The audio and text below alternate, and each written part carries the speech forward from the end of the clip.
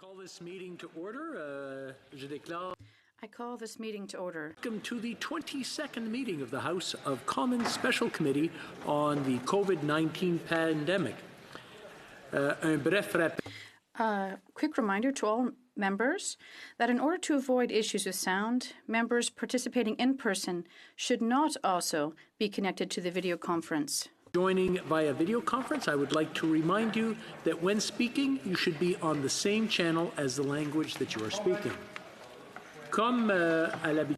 As usual, please direct your remarks through the chair.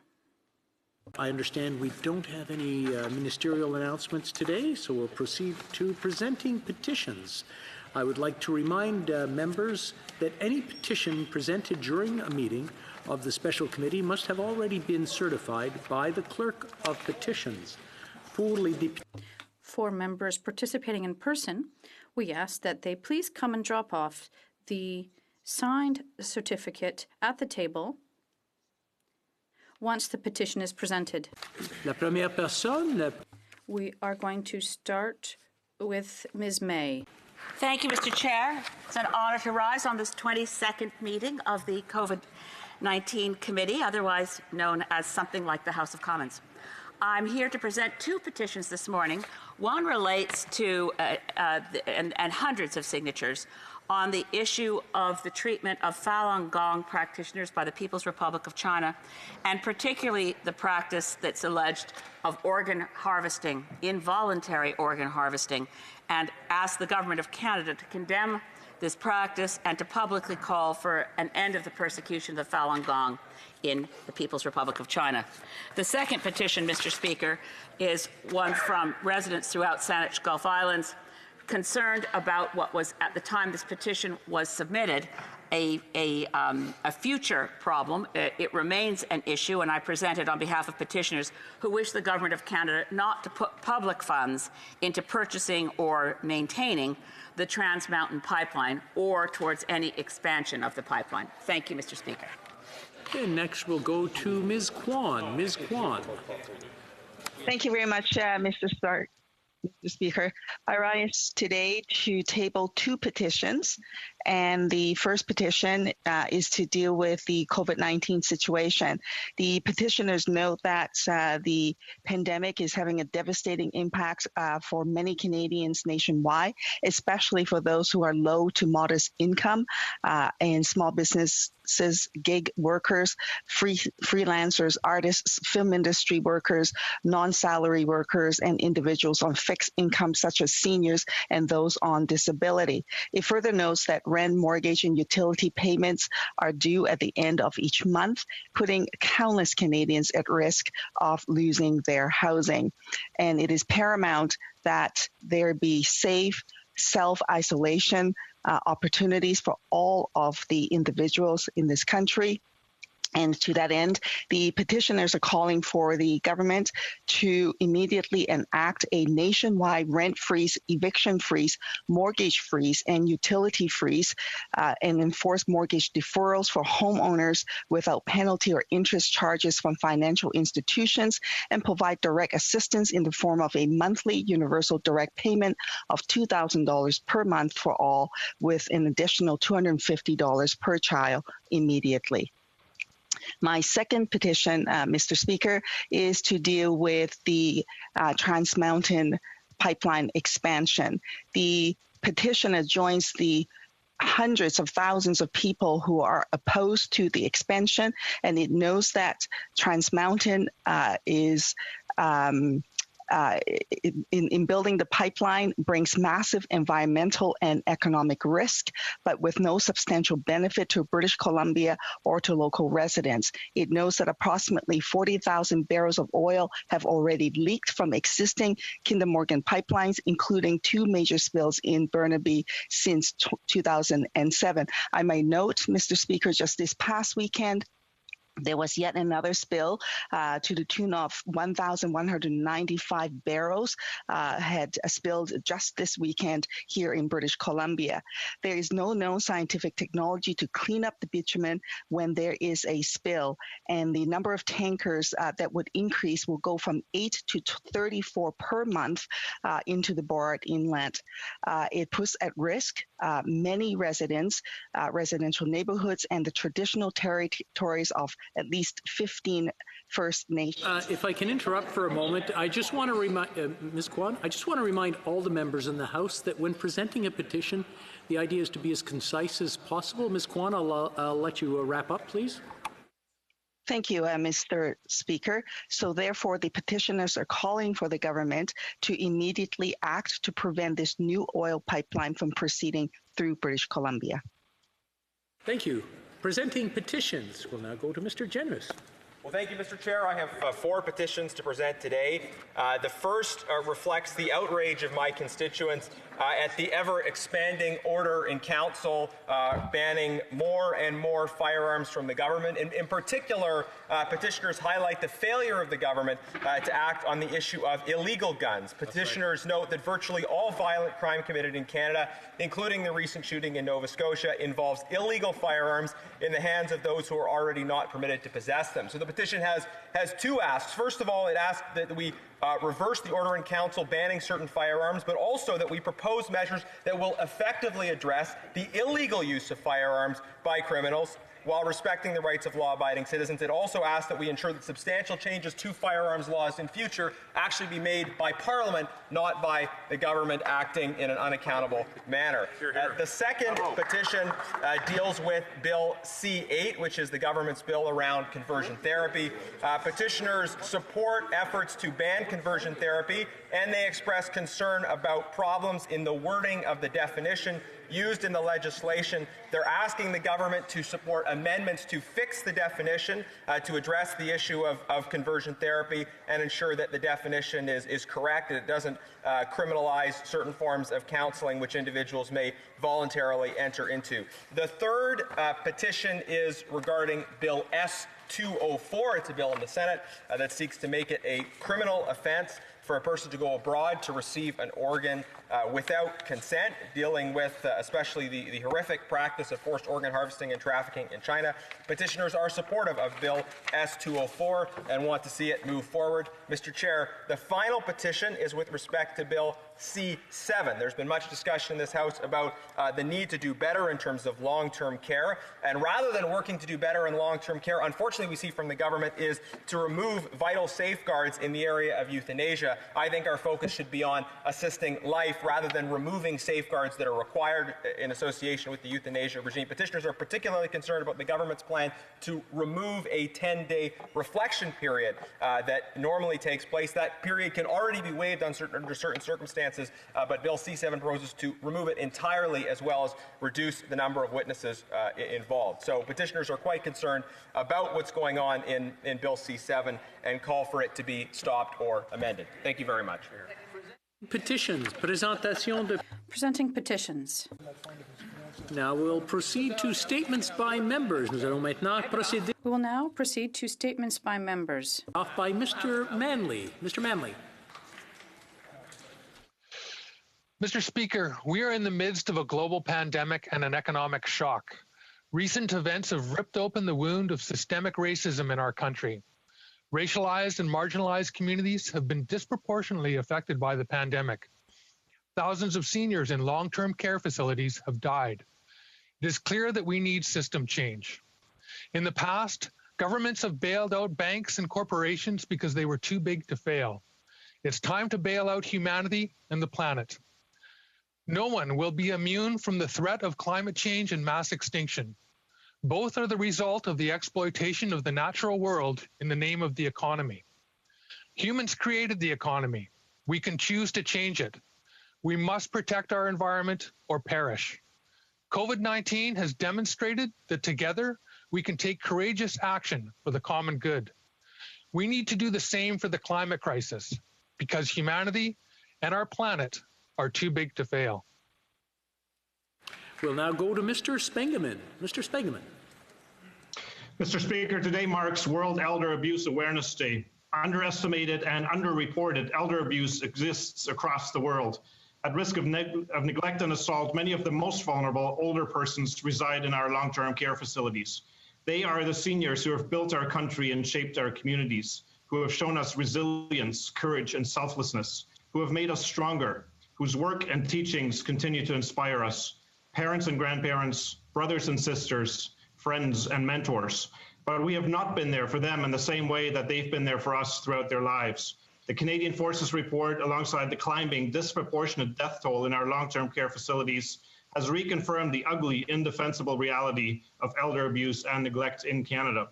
In my community, we mourn the deaths of 68 seniors from one long-term care facility alone, Camilla Care. Mr. Speaker, we must make the same unwavering commitment to older persons as they have shown to us. We must protect and uphold their human rights. We must do better. Very good. Before proceeding, I just want to bring up to the members that in the background, we want to keep it as simple, as parliamentary as possible, and keeping it neutral. Now we'll move on to Mr. Barrett. Mr. Barrett. During these trying times, the residents of Leeds, Grenville, Thousand Islands, and Rideau Lakes have risen to the challenge. They've made sacrifices and gone above and beyond to make the lives of their neighbors better and to keep our community safe. It would be impossible to list everyone who has emerged as a community hero, but I'd like to highlight a few. Like Lily, an 8-year-old from Elgin, who raised funds for her local food bank by building and selling squirrel picnic tables. Or Louise Boardman from Spencerville, who's making masks for long-term care facilities and selling others in support of the Breast Cancer Action Association. The Knights of Columbus in Prescott raised funds and are distributing some $27,000 in support of charitable groups throughout the region, and the Knights of Columbus in Kemptville are working overtime operating the local food bank. And who can forget our top-notch healthcare workers like Hannah and Mary at the Brockville COVID-19 Testing Center.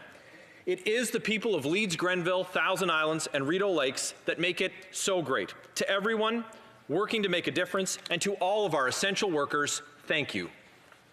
Now go on to Mr. Anandasangari. Mr. Speaker, the Indian Act enshrined racism into Canadian law in 1876, and through residential schools, the child welfare system, our legal system, and our police, we criminalized and tore apart Indigenous peoples. The death of Chantel Moore and Rodney Levi and the assault on Chief Alan Adams are recent examples of systemic racism within the RCMP. Sadly, the RCMP leadership has failed to acknowledge this reality and address its root causes. These same systems negatively impact Black Canadians. Anti-Black racism has resulted in more young Black men being jailed, children being streamed or excluded from schools, and negative police interaction due to profiling. Black Lives Matter, Mr. Speaker. No single Canadian is responsible for the prevalence of systemic racism. We all are. Collectively, we build institutions that discriminate based on race. It is now time to reimagine and rework our institutions, starting with our police, to ensure that all Canadians can achieve their truest potential. Thank you, Mr. Speaker. We will now go to Ms. LaRouche. Ms. LaRouche. Thank you, Chair. June 15th is Elder Abuse Awareness Day. I'd like to remind people of the link that exists between elder abuse and economic dependence of seniors. By boosting their purchasing power, we lessen the risk of them becoming victims of a potential abuser. This is why the increase of the GIS and old age security must be extended, and seniors are now only receiving one check, even though they should be on their second. A date must be announced for the New Horizon program, which helps groups create projects to end isolation for seniors. In conclusion, there was an alternative justice and mediation project that was established during the pandemic, and this is an online meeting between young people and seniors that allows them to share some of their inspiring life stories. And since elder abuse is a very important issue, this project is a very important one. Thank you.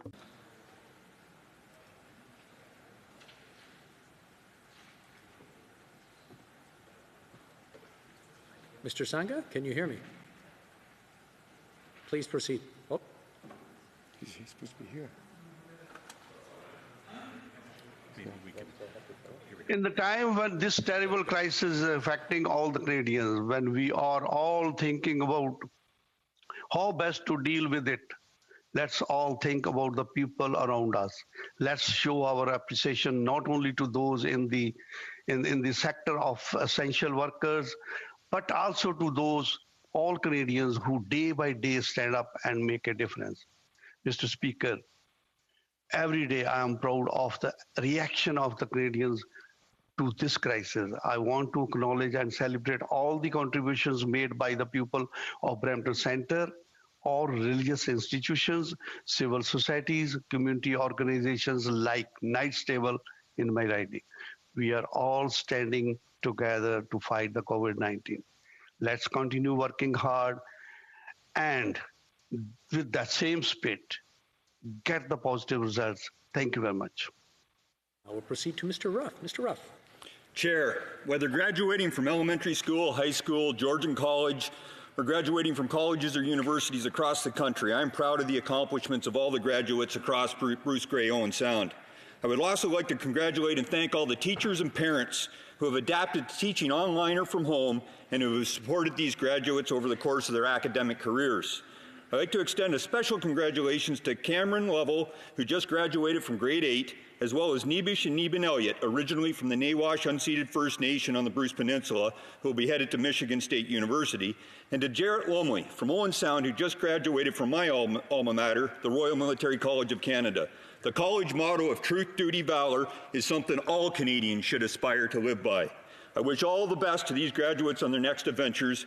I and Canada cannot wait to see how your dreams and goals impact and change the world. Congratulations, Bruce Grey Owen Sound graduates. We will now continue with Mr. Cormier. Mr. Cormier.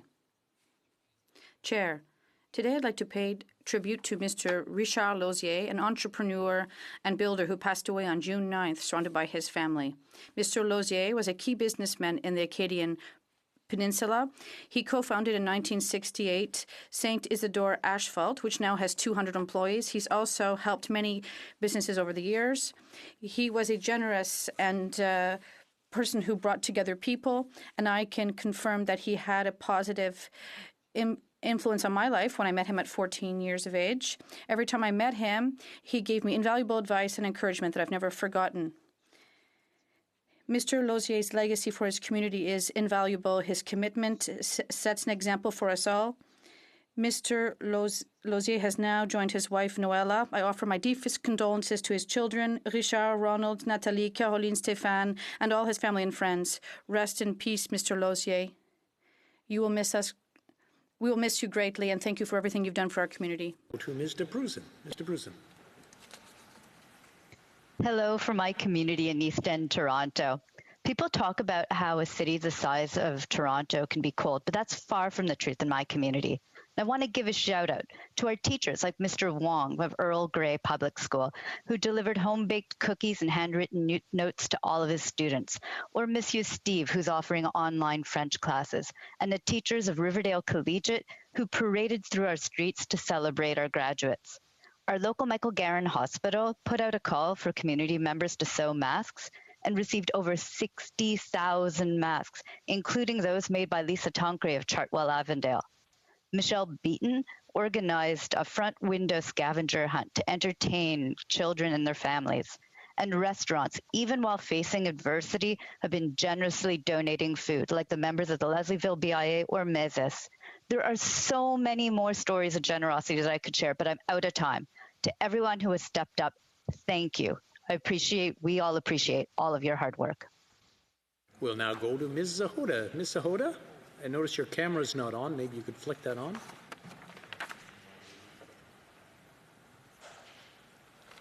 There we go. Ms. Zahoda, please proceed. Mr. Chair, Saturday night, Calgarians, particularly those in the Northeast, my riding of Calgary Skyview, witnessed a storm so devastating, the likes of which I have not seen in my lifetime. Homes, vehicles, community buildings, and structures suffered significant damage due to large hail, floods, and high winds. People acted quickly to seek shelter, and I'm so grateful there have been no reports of personal injury or loss of life. I went around the community yesterday, surveying the damage, and it is extensive. My heart aches for those who have been impacted by this storm at an already incredibly difficult time. But we are resilient. We know in the coming weeks, there will be a lot of cleanup required, both to personal property and in the community. I know my constituents, and I know we will help one another to get through this together. I will work hard to do everything I can to help rebuild this community. Thank you, Mr. Chair. We will now go to Mr. Serret. Mr. Serret. Thank you, Chair.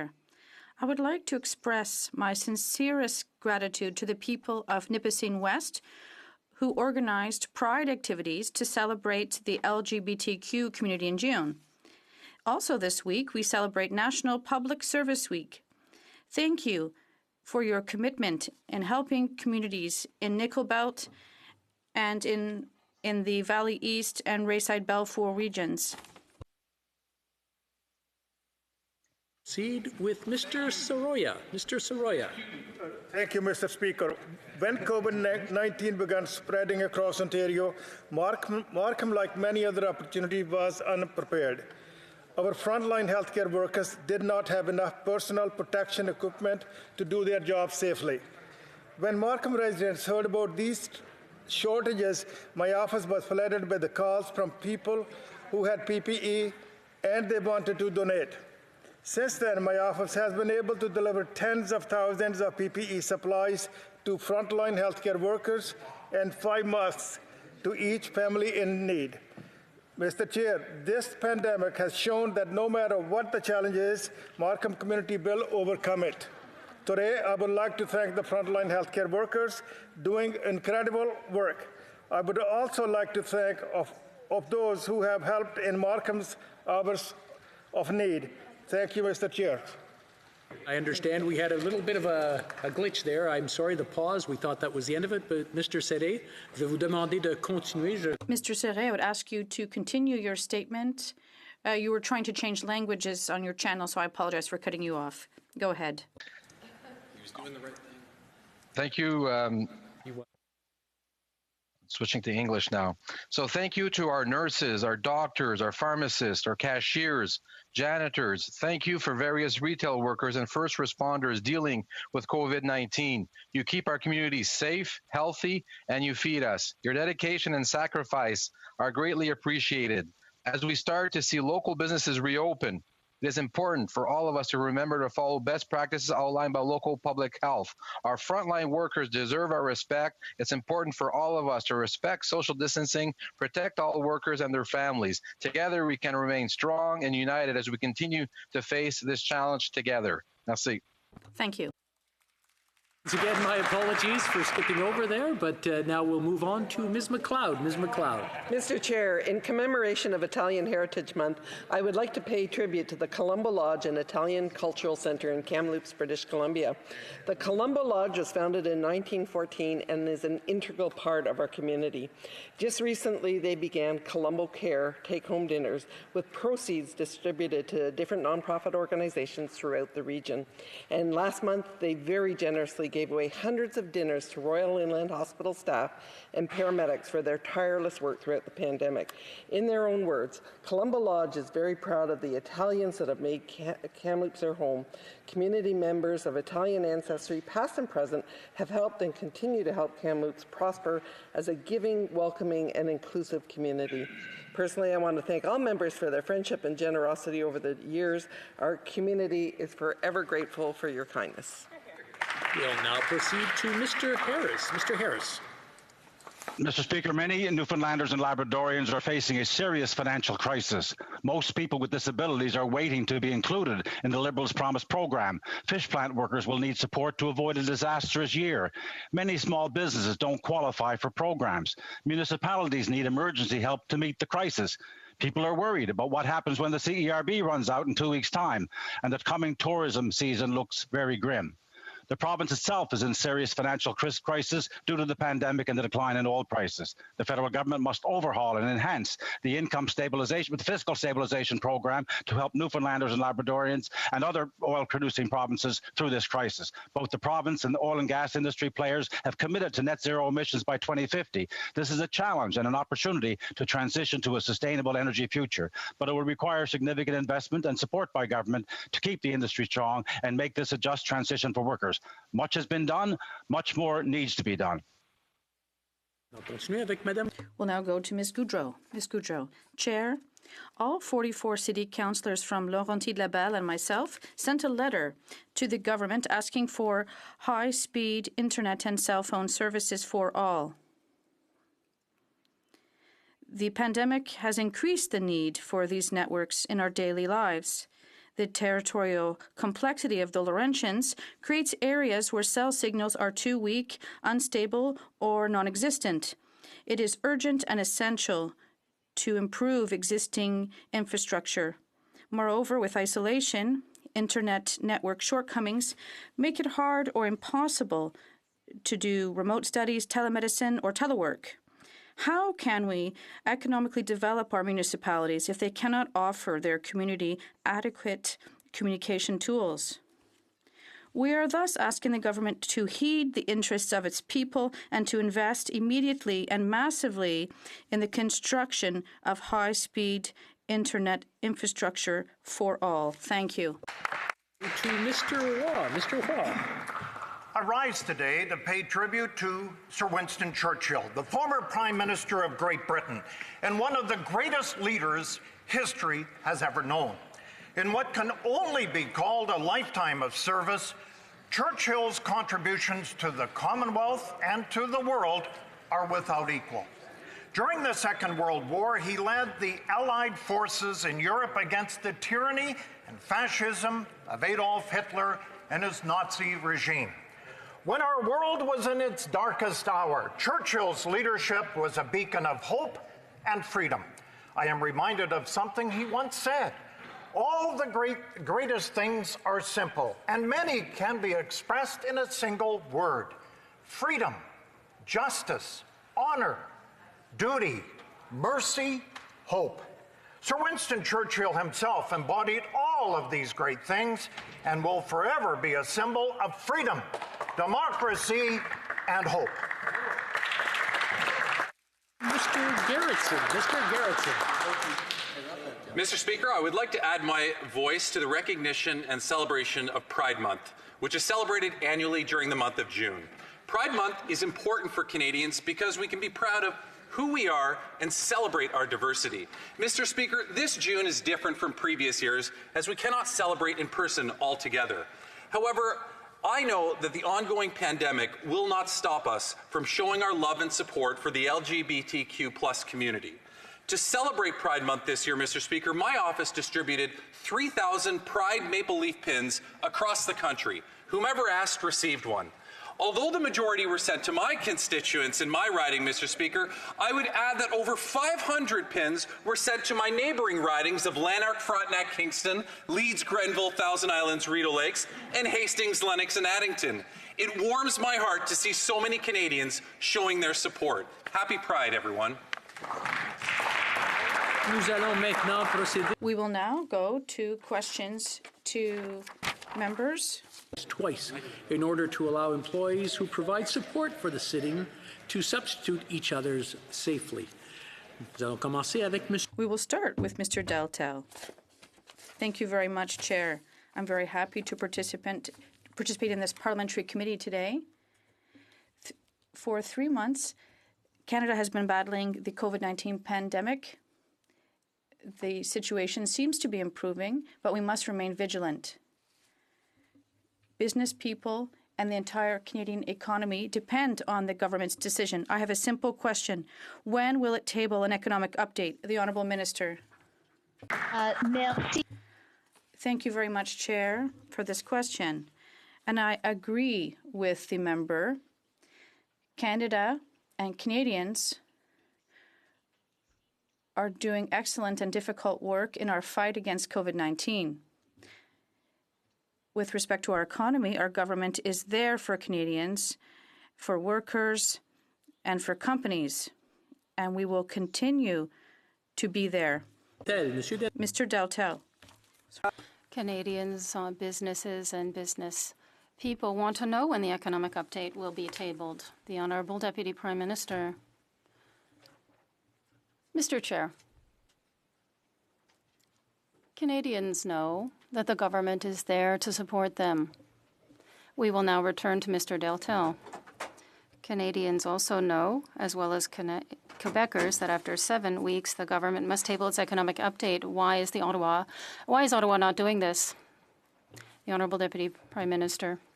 Mr. Chair, it's a pleasure for me to explain to the Member of Parliament and Canadians that what this government is doing for the economy. We return to Mr. Deltel. Mr. Deltel. To explain to the Minister and to everybody here in the House of Commons that today the Saskatchewan government will table its economic update. Why Ottawa cannot do that? The Honourable Deputy Prime Minister. Mr. Speaker, I'm delighted to have the opportunity to share with Canadians what our government is doing to support workers, businesses, and the economy. 8 million Canadians have received the CERB, essential support for Canadian workers and their families. Now to Mr. Deltel. Mr. Deltel. 11 days ago, Mr. Speaker, the Newfoundland government tabled its own economic update. So we have real government acting correctly for their people, except this government who cannot table economic update. When this Liberal government will table what Canadians are doing, would like to see. Honourable Deputy Prime Minister. Mr. Speaker, I am delighted to share with the member opposite and with Canadians what we are doing practically that has meaning for Canadians. Let me talk about what we're doing for Canadian businesses. Nearly 670,000 Canadian businesses have received support. We'll go back to Mr. Deltel. In Canada, Mr. Speaker, we have the Quebec government who will table economic update this week. We have the Saskatchewan government who is tabled today, the economic update. We have the Newfoundland government who has tabled the economic update. Everybody is working hard in Canada, and the business community would like to know where this government is going. So the question is crystal clear. When the Liberal government will table an economic update? The Honourable Deputy Prime Minister.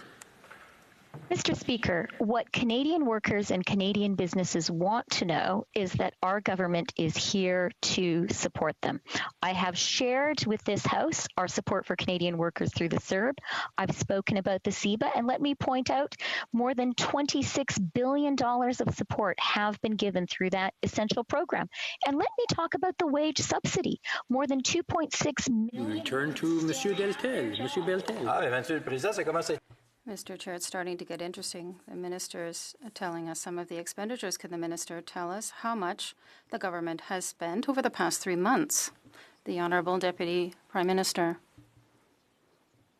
Mr. Chair, I will continue in French to explain what our government is doing for Canadians, workers. We now return to Mr. Deltel. Mr. Chair. For all Canadians, because this government cannot say when they will table the economic update, cannot identify how much money they have spent the last 3 months, and cannot say what is the deficit of Canada. Is someone running this party, this country correctly in this government? The Honourable Deputy Prime Minister. Mr. Speaker, absolutely, we are running this country and we are supporting our economy. In fact, we appreciate that Canada currently is experiencing its greatest economic crisis since the Great Depression. That is why we have devoted nearly 11% of GDP to support Canadian workers and Canadian businesses, and I want to assure Canadians. We will now continue with Ms. Normandin. Ms. Normandin. Thank you very much, Mr. Chair. Mr. Chair, sometimes Quebec and the provinces are just two solitudes. And one of the good examples is when it comes times to tell the government is to mind its own business. I read Section 91 of the Constitution to find out what were the exclusive areas of jurisdiction, and nowhere does it say play the mother-in-law with regard to the healthcare system. Quebec hires doctors, nurses, and the staff. Quebec requires and acquires the equipment. They know their needs. Mr. Chair, is the government only going to do the only thing that it's responsible for, take the check, sign it, and put it in the mail? The Honourable Deputy Prime Minister. Thank you for the question. Mr. Chair, we understand very well how important the federal support is for the provinces, particularly in our fight against the coronavirus. I agree with the Member of Parliament that we must give the financial support to the provinces, including Quebec. And I would also like to stress the importance of support coming from the Canadian Armed Forces, who are doing excellent and important work within Quebec as well as in Ontario today, now. Madame Normand. Ms. Normandin. Chair, I am pleased to know that we recognize that it's important to transfer the money, but can it be transferred without conditions? That's what's being asked for. It's a state of emergency, Mr. Chair, and we've seen it in the past, how much time it takes to negotiate with the federal government. We saw it with the Quebec tramway. We are seeing it with the transfers for social housing. There's no agreement, so no money is being transferred. Will the federal government send the money without conditions? The Honourable Deputy Prime Minister. Mr. Chair, the member said in her first question that the only thing that the federal government must do when it comes to health care is to sign the check. I cannot agree. Because today, at this very moment, at the request of the Premier of Quebec himself, men and women from the Canadian Armed Forces are today working in Quebec. They are doing this to save seniors' lives. We recognize Ms. Normandin. Ms. Normandin. Well, that was at the request of Quebec. What I'm saying is that the provinces unanimously are saying we don't want conditions. It's urgent to send the money. The government here's job is to sign the check and send it to the provinces. It would also be to ensure that the Parliament works, and if there are negotiations, that we can do this to send money to people with handicaps, fight against fraud with the CERB benefit, and ensure that things are working efficiently in this crisis. Can the government focus on respecting the provinces and transfer the money for health care? The Honourable Deputy Prime Minister. Thank you for the question, Mr. Chair. I agree with the Member of Parliament that the men and the women in the Canadian Armed Forces are in Quebec today at the request of the province of Quebec. But I hope that the member will also agree with me that being there for seniors in Quebec and saving seniors' lives in Quebec is much more than just signing a check. I am very, very proud of the work that the Canadian Armed Forces men and women are doing. I think that we must all thank these individuals who are working on behalf of Canada, on behalf of Quebec, and they're doing excellent and important work. We return to Ms. Normandin. Ms. Normandin. Mr. Chair, I think the Deputy Prime Minister doesn't understand when I talk about the importance of taking action quickly. When there are negotiations that take place between the government and the provinces, it takes a very long time. The federal government decides to place conditions that it shouldn't place. The only thing that needs to be done right now is to quickly transfer the money to ensure that it can be used in the hospitals, long-term care homes, where the needs are urgent and where Quebec and the provinces know exactly what those needs are. The Honourable Deputy Prime Minister. Inaudible for the interpreter. I would like to stress how much the federal government is here today to help all the provinces, including Quebec. We have increased funding to the provinces and territories by $500 million to help them prepare for this COVID-19 This is added to the $40 million we're already given every year to the provinces and territories. This is a lot of money. This is... Mr. Singh. Mr. Singh. Thank you very much, Mr. Speaker. Systemic racism is killing people. It's killing Black people, and it's killing Indigenous people. Just recently, Rodney Levi is another victim of systemic racism. Rodney Levi was killed in New Brunswick by the RCMP. Now, to deal with systemic racism, we need systemic change. Will the government, will the Liberal government, commit to systemic change so that not another life is ever taken again? The Honourable Deputy Prime Minister. Thank you very much, Mr. Speaker, and I would like to thank the member opposite for the extremely important question, and I would like to take this opportunity to acknowledge the work that he has done for many years fighting racism in Canada. Let me start by saying that our government absolutely acknowledges that systemic racism exists in Canada. It exists in all of our institutions, including our police, including the RCMP. And I agree with the member opposite.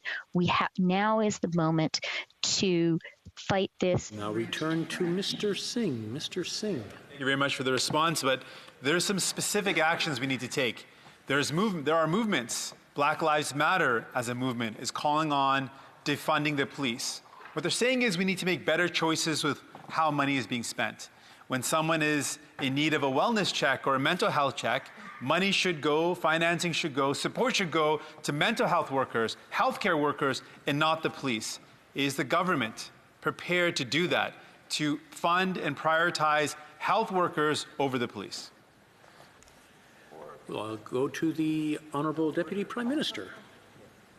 Thank you very much, Mr. Speaker, and I would again like to thank the member opposite for the question. He quite rightly began his questions by speaking about racism, systemic racism against Indigenous peoples in Canada, and I would like to speak about that for a moment. I spoke to Perry Bellegarde this morning because it is such a crucial issue. We could describe it as the original sin of our country, and I absolutely agree that we need root and branch reform, including of how policing is done in Canada. Mr. Singh. Mr. Singh. Will the Liberal government commit to a review of the use of force as outlined for the RCMP? Will they commit to that change? The Honourable Deputy Prime Minister. I'd like to thank the member opposite for the question.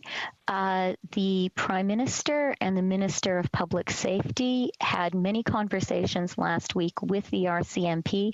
We all accept that. Go back to Mr. Singh. Mr. Singh. Will the government commit to ensuring that de-escalation receives priority? The Honourable Deputy Prime Minister. Let me continue, Mr. Speaker. Systemic racism exists in all of our federal institutions, including the RCMP. It's time to put an end to it. And let me. We'll now go back to Mr. Singh. Mr. Singh. Well, I'm not getting an answer. Will the Prime Minister or will the Liberal government commit to something simple and ensure at the federal level that racial profiling, street checks, and carding are expressly prohibited? The Honourable Deputy Prime Minister. Mr. Speaker, sadly, I can't agree that rooting out systemic racism is going to be simple, but I can agree that racial profiling is absolutely inappropriate. It is not something that we should. We'll now go back to Mr. Singh. Mr. Singh. Well, I'm going to try to get another commitment from the government because they don't seem able to commit to something as clear as ending racial profiling. We know that millions of Canadians in a couple of weeks are going to be faced with the reality of their CERB ending. These are families that are worried about how they're going to put food on the table because they can't return to a job. Will the Liberal government commit today that those families will have some concrete support? Yes or no? The Honourable Deputy Prime Minister. Mr. Speaker, let me be clear, as I was in my previous answer, that our government clearly is opposed to racial profiling. This is a wrong practice, and we are very clear about our position there. Now, when it comes to the CERB, I absolutely share the concern of the member opposite. The Canadian economy is in its direst state since the Great Depression. We know that all the jobs have not yet come back. We know Canadian workers, Canadian families continue to need. We'll now pause for a short time to allow staff to change within the parameters of the safety of the COVID-19 virus.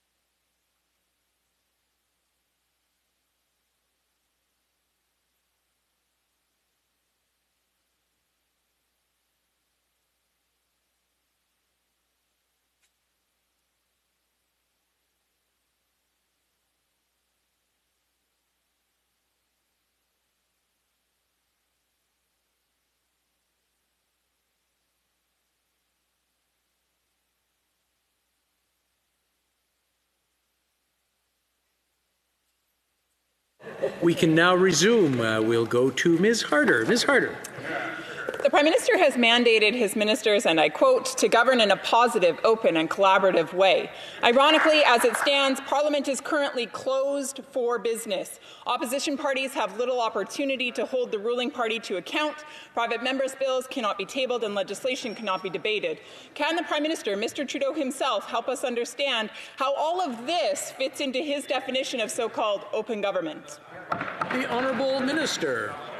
Well, Mr. Speaker, we're here, right? I guess we're here. The opposition is asking questions. They have the equivalent of 8 question periods instead of 5 to ask questions. They have more time than before, so I don't know why they're not happy about it. Ms. Harder. That's like asking for a full meal, handing a few jelly beans and saying, why aren't you happy with that? Mr. Speaker, look, here's the thing.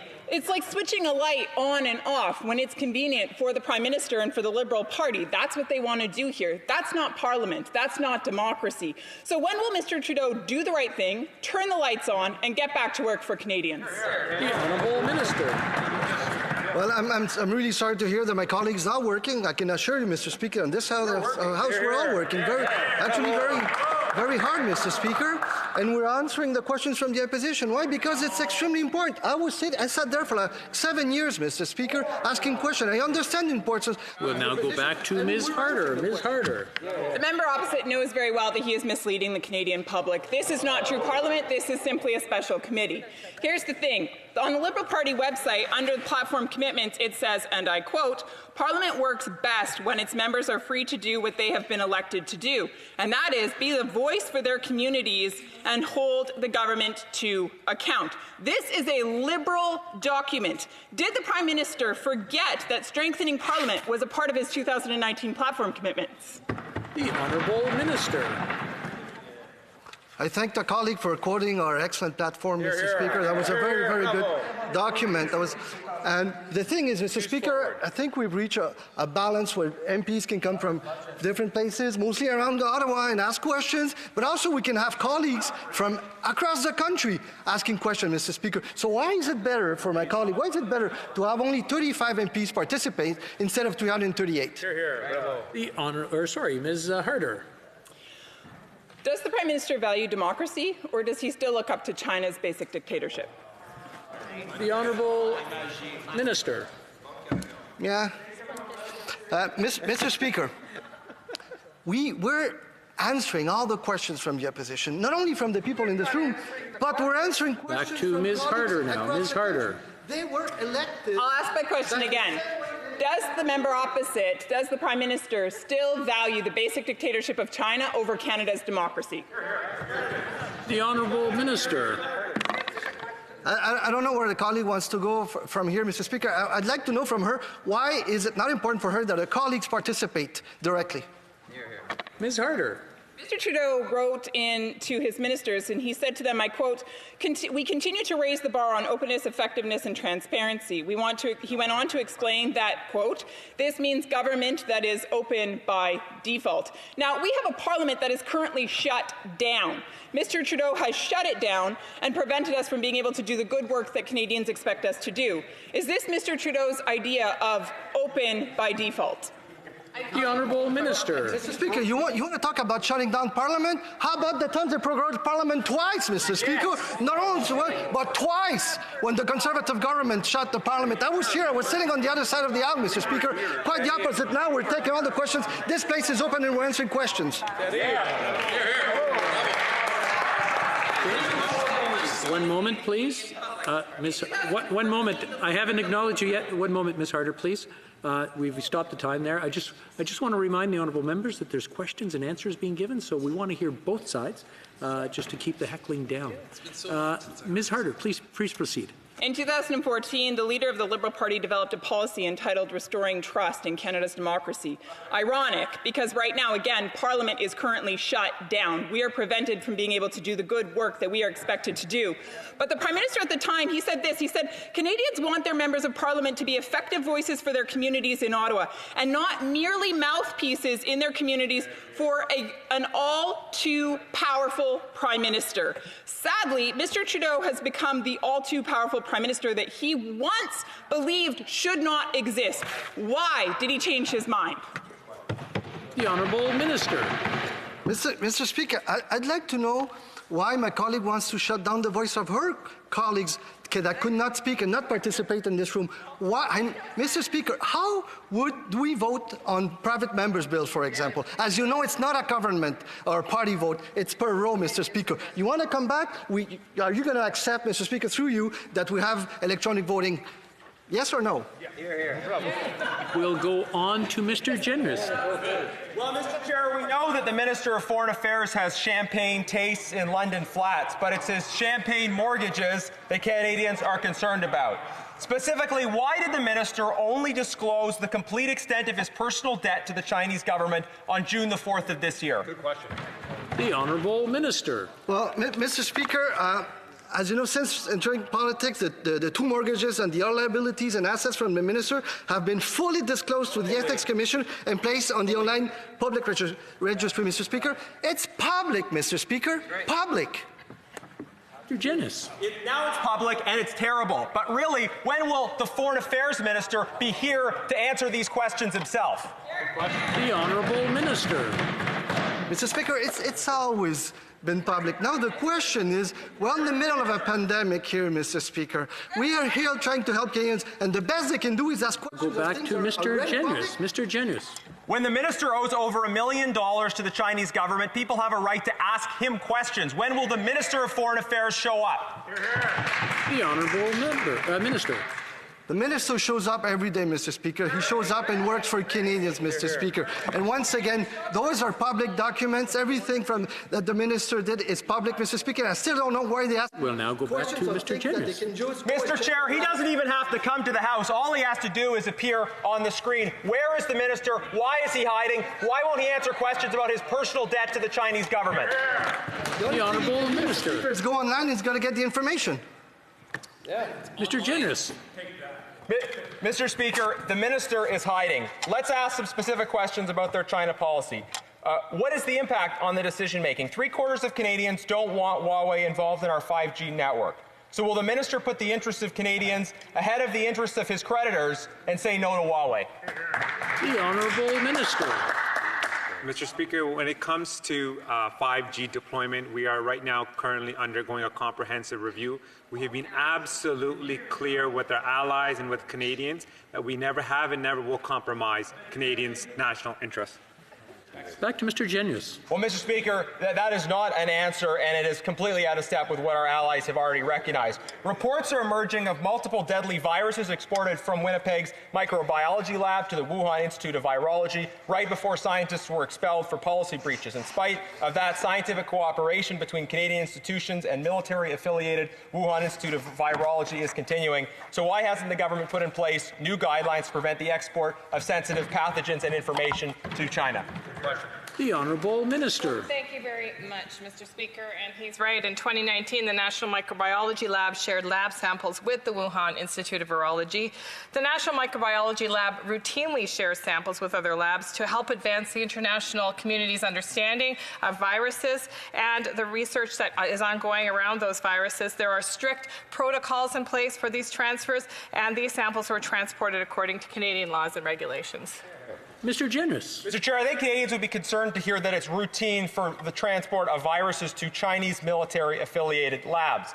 When Champagne was the Parliamentary Secretary for Finance, the government decided to give hundreds of millions of dollars to the Asian Infrastructure Investment Bank, bankrolling Chinese state-controlled development projects in Asia with weak labor, human rights, and environmental standards. Will the minister put Canadian taxpayers ahead of his personal creditors and support a pullout from the Communist Party-controlled development bank?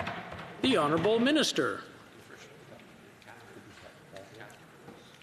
Well, once again, Mr. Speaker, I mean, the colleagues trying to connect the dots, and, you know, I don't know exactly where he's going from here, but everything is public, and there's a thing called Google. He can go on it and check the information. We'll go to Mr. Generous. Well, thank you, Mr. Speaker. The public can listen to this, and I'm sure this exchange will also be available on Google, and the public can draw their own conclusions. We have failures on 5G, failures when it comes to the transport of deadly viruses, and failures when it comes to giving over $400 million to the Asian Infrastructure Investment Bank. It's clear that the Bank of China's investment in Minister Champagne is paying off. It's time for the minister to settle his debt with the communist government and not settle it on the back of Canadians. When will the minister be here in the House and answer questions about this mortgage? The Honourable Minister. Colleagues should be cautious with what he's saying in the House, Mr. Speaker. This is serious stuff, so he should be careful what he says. And the minister is actually working extremely hard for all Canadians, doing his job correctly, Mr. Speaker. And we're talking about public information. Once again, let him go to Google and Google it. That's it. Now we'll go to Mr. Barrett. Mr. Barrett. Canada's ambassador to the United Nations sent a letter last week to all member states of the UN promising that Canada will consider providing more funding for UNRWA. The same UNRWA that is a front for Hamas, that allows weapons of terror to be stored in schools and provides textbooks that call for the destruction of Israel. Shame. Do these Liberals have no shame when it comes to its quest for a seat on the UN Security Council? The Honourable Minister. Mr. Speaker, thank you. I want to thank the Honourable Member for that question. We know that at this time, Canada must show leadership in face of global challenges. And more than ever, Canada is playing a positive role by being a champion of diversity and inclusion, supporting the global fight against COVID-19, addressing climate change, leading peace and security efforts, and helping the most vulnerable. A seat on the Security Council will allow Canada to be a strong voice for a fairer, more inclusive, and prosperous. Back to Mr. Barrett. Mr. Barrett. Mr. Chair, I received a letter from Bob Anderson this week who's advocating for his neighbours, like Jean Grevelding, who owns a cottage at Butternut Bay. Like many people, Jean is an American who owns a property on our side of the border. These people are tax-paying members of our communities. These folks have plans in place to follow all Canadian quarantine rules. They're concerned about leaving their properties uncared for over the summer. Will folks like Jean be allowed to cross the border to check on their properties this summer? The Honourable Minister. Yeah, well, thank you very much, Mr. Speaker. And of course, our priority is and always has been and always must be the protection of Canadians' health and safety. And that's why we've put in these restrictions for non-essential travel. And we have required through the Public Health Agency of Canada the requirement of a 14-day quarantine. And I don't know the specifics of the person for whom you advocate, but we want to make sure that if they come into Canada, it is for an essential purpose and that they do it safely and respect the quarantines that have been put in place. We'll now go back to Mr. Barrett. Mr. Barrett. With 9 branches throughout my riding, the Royal Canadian Legion offers a great deal to veterans and rural communities alike. They have been experiencing a hardship and loss of revenue to the point where they may be forced to shut their doors. The Zone G2 commander and local mayors like Roger Haley have reached out to me expressing their dire need. Will the government offer support to legions across the country so they can continue to carry out their vital work for our veterans? The Honourable Minister. The Honourable Thank you very much.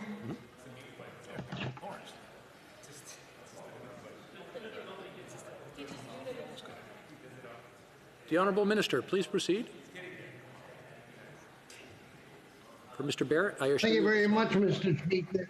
Yes, we have done a lot to help support groups like the Legions. There is a $350 million emergency community support fund, which if they're supplying any help to COVID people, this fund is there. We do everything we can, indeed, to make sure we help the Legion and other groups that do so much to help veterans right across the country. Thank you. Go back to Mr. Barrett. Mr. Barrett. On May 21st, the minister stated her team was working as quickly and as fast as they could to fill the gaps with CEBA. It's now been 3 weeks, and many business owners, like mortgage broker Karina Smith-Gatke, are still left in the lurch amid the delays and are pushing businesses closer to shutting their doors for good. Will these businesses have access to CEBA before it's too late for them? The Honourable Minister. Thank you, Mr. Speaker, and I thank the honourable member for that really important question for our Canadian small businesses. Those businesses can absolutely have access to the loan at their financial institution this Friday, and I would encourage them to go see their bank or credit union. I want businesses to know nothing is more important than us making sure that they get the support that they need during this difficult time. Thank you, Mr. Speaker. Mr. Barrett. The County Road 43 expansion project is critical for my riding and the region as a whole. This project will widen the road, increasing safety for the 18,000 motorists that travel the road every day. It's been 334 days since the provincial and local governments announced funding, but nothing from this Liberal government. It's been 181 days since Minister McKenna told me her staff were reviewing the project. Today, still nothing. And for the last month, the minister's team has not even found the time to respond to my request for an update. Will Minister McKenna finally stop with the delays and commit to funding this project today? The Honourable Minister. Mr. Speaker, as the member opposite knows that we work with provinces and territories to advance our infrastructure investments. We're making investments across the country that are making a real difference in people's lives. We're always happy to work with members of parliament, but they must also work with provinces and territories so that projects are advanced by them to our office. We'll now continue with Ms. Wagentall. Ms. Wagentall. Thank you, Chair. Through you, has Mr. Macaulay read Ombudsman Dalton's May 2020 report, Financial Compensation for Canadian Veterans, a Comparative Analysis of Benefit Regimes? Honourable Minister.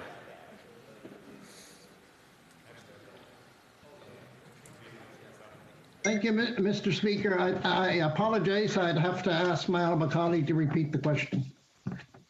Okay, Ms. Wagentall, we'll freeze the time so that there's no extra time taken. Thank you, Chair. My question was, has Mr. Macaulay read Ombudsman Dalton's May 2020 report, Financial Compensation for Canadian Veterans, a Comparative Analysis of Benefit Regimes? The Honourable Minister. Thank you very much, Mr. Chair, and I appreciate my honourable colleague's question. And of course, I appreciate Mr. Dalton's input and all he did for veterans. And of course, we've discussed it many times, and I've done everything and worked with him in order to make sure that we bring the proper compensation to veterans. We'll go back to Ms. Wagentall. Ms. Wagentall.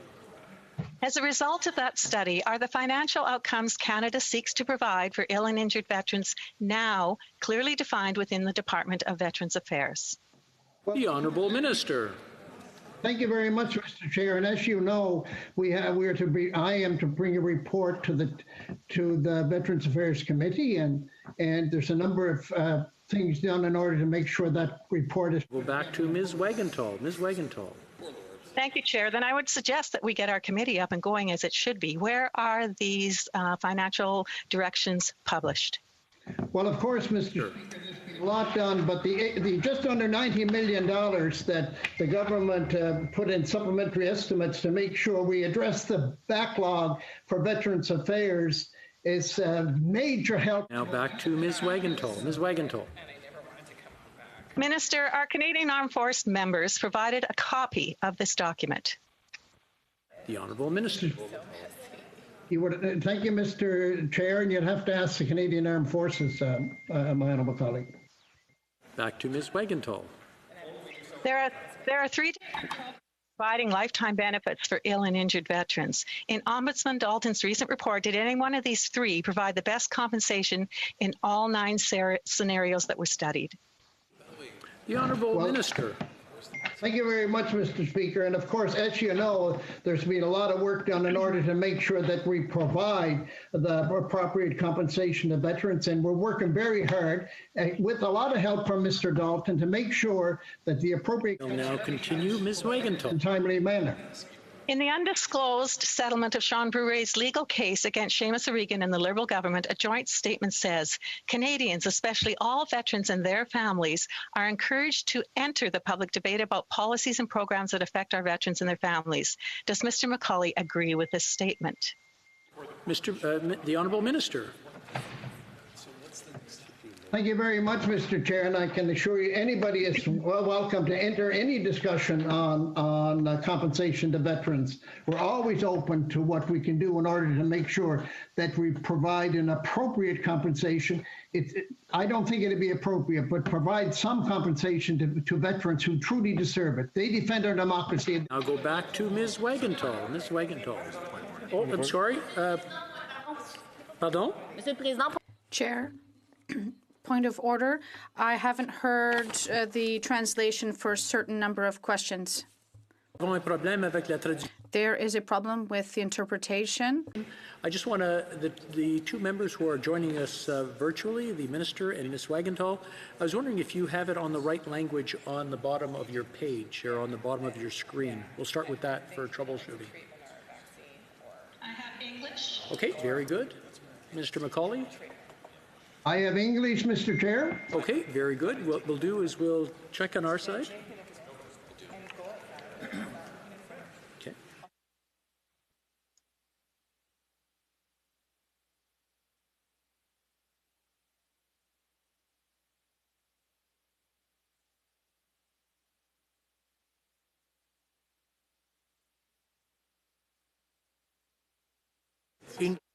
Pour la députée de Shefford. For the member of Shefford, was it for both people that you didn't hear the translation? The sound didn't allow them to interpret. There seemed to be a sound issue. We put the mic a little bit closer to their mouth. And we'll see how that works. I notice, I'm just looking at the screen and I notice it's a little bit far. If we can just bend it in a little bit more. Appreciate it. Thank you for your patience. We'll give it another try. Point of order. Who's calling a point of order? Kathy, Member of Parliament, Oh, yeah, Yorkton sorry. Melville. Ms. Wagenthal, please, go ahead. No problem. Actually, while I'm trying to speak, there's a lot of other voices in the background quite often. Okay, I'll ask everyone then to please be on mute, and anyone in the chamber, please refrain from speaking loudly. Just whisper amongst yourselves if you have something to say. We'll take this one from the top. We have 1 minute and 45 seconds left. Ms. Wagenthal, please, next question. Can you next question, so not going backwards? Oh, thank you, Chair. No, did we have an answer from Mr. No, okay. We'll go to Mr. McCauley or Minister McCauley to finish up the answer. And he's got, I believe, we'll start at 27 seconds. We'll freeze the clock, get him to answer, and then we'll start at 1:45 when we get going because of all the confusion. Or did that statement cause confusion, maybe? Should I repeat the question, sir?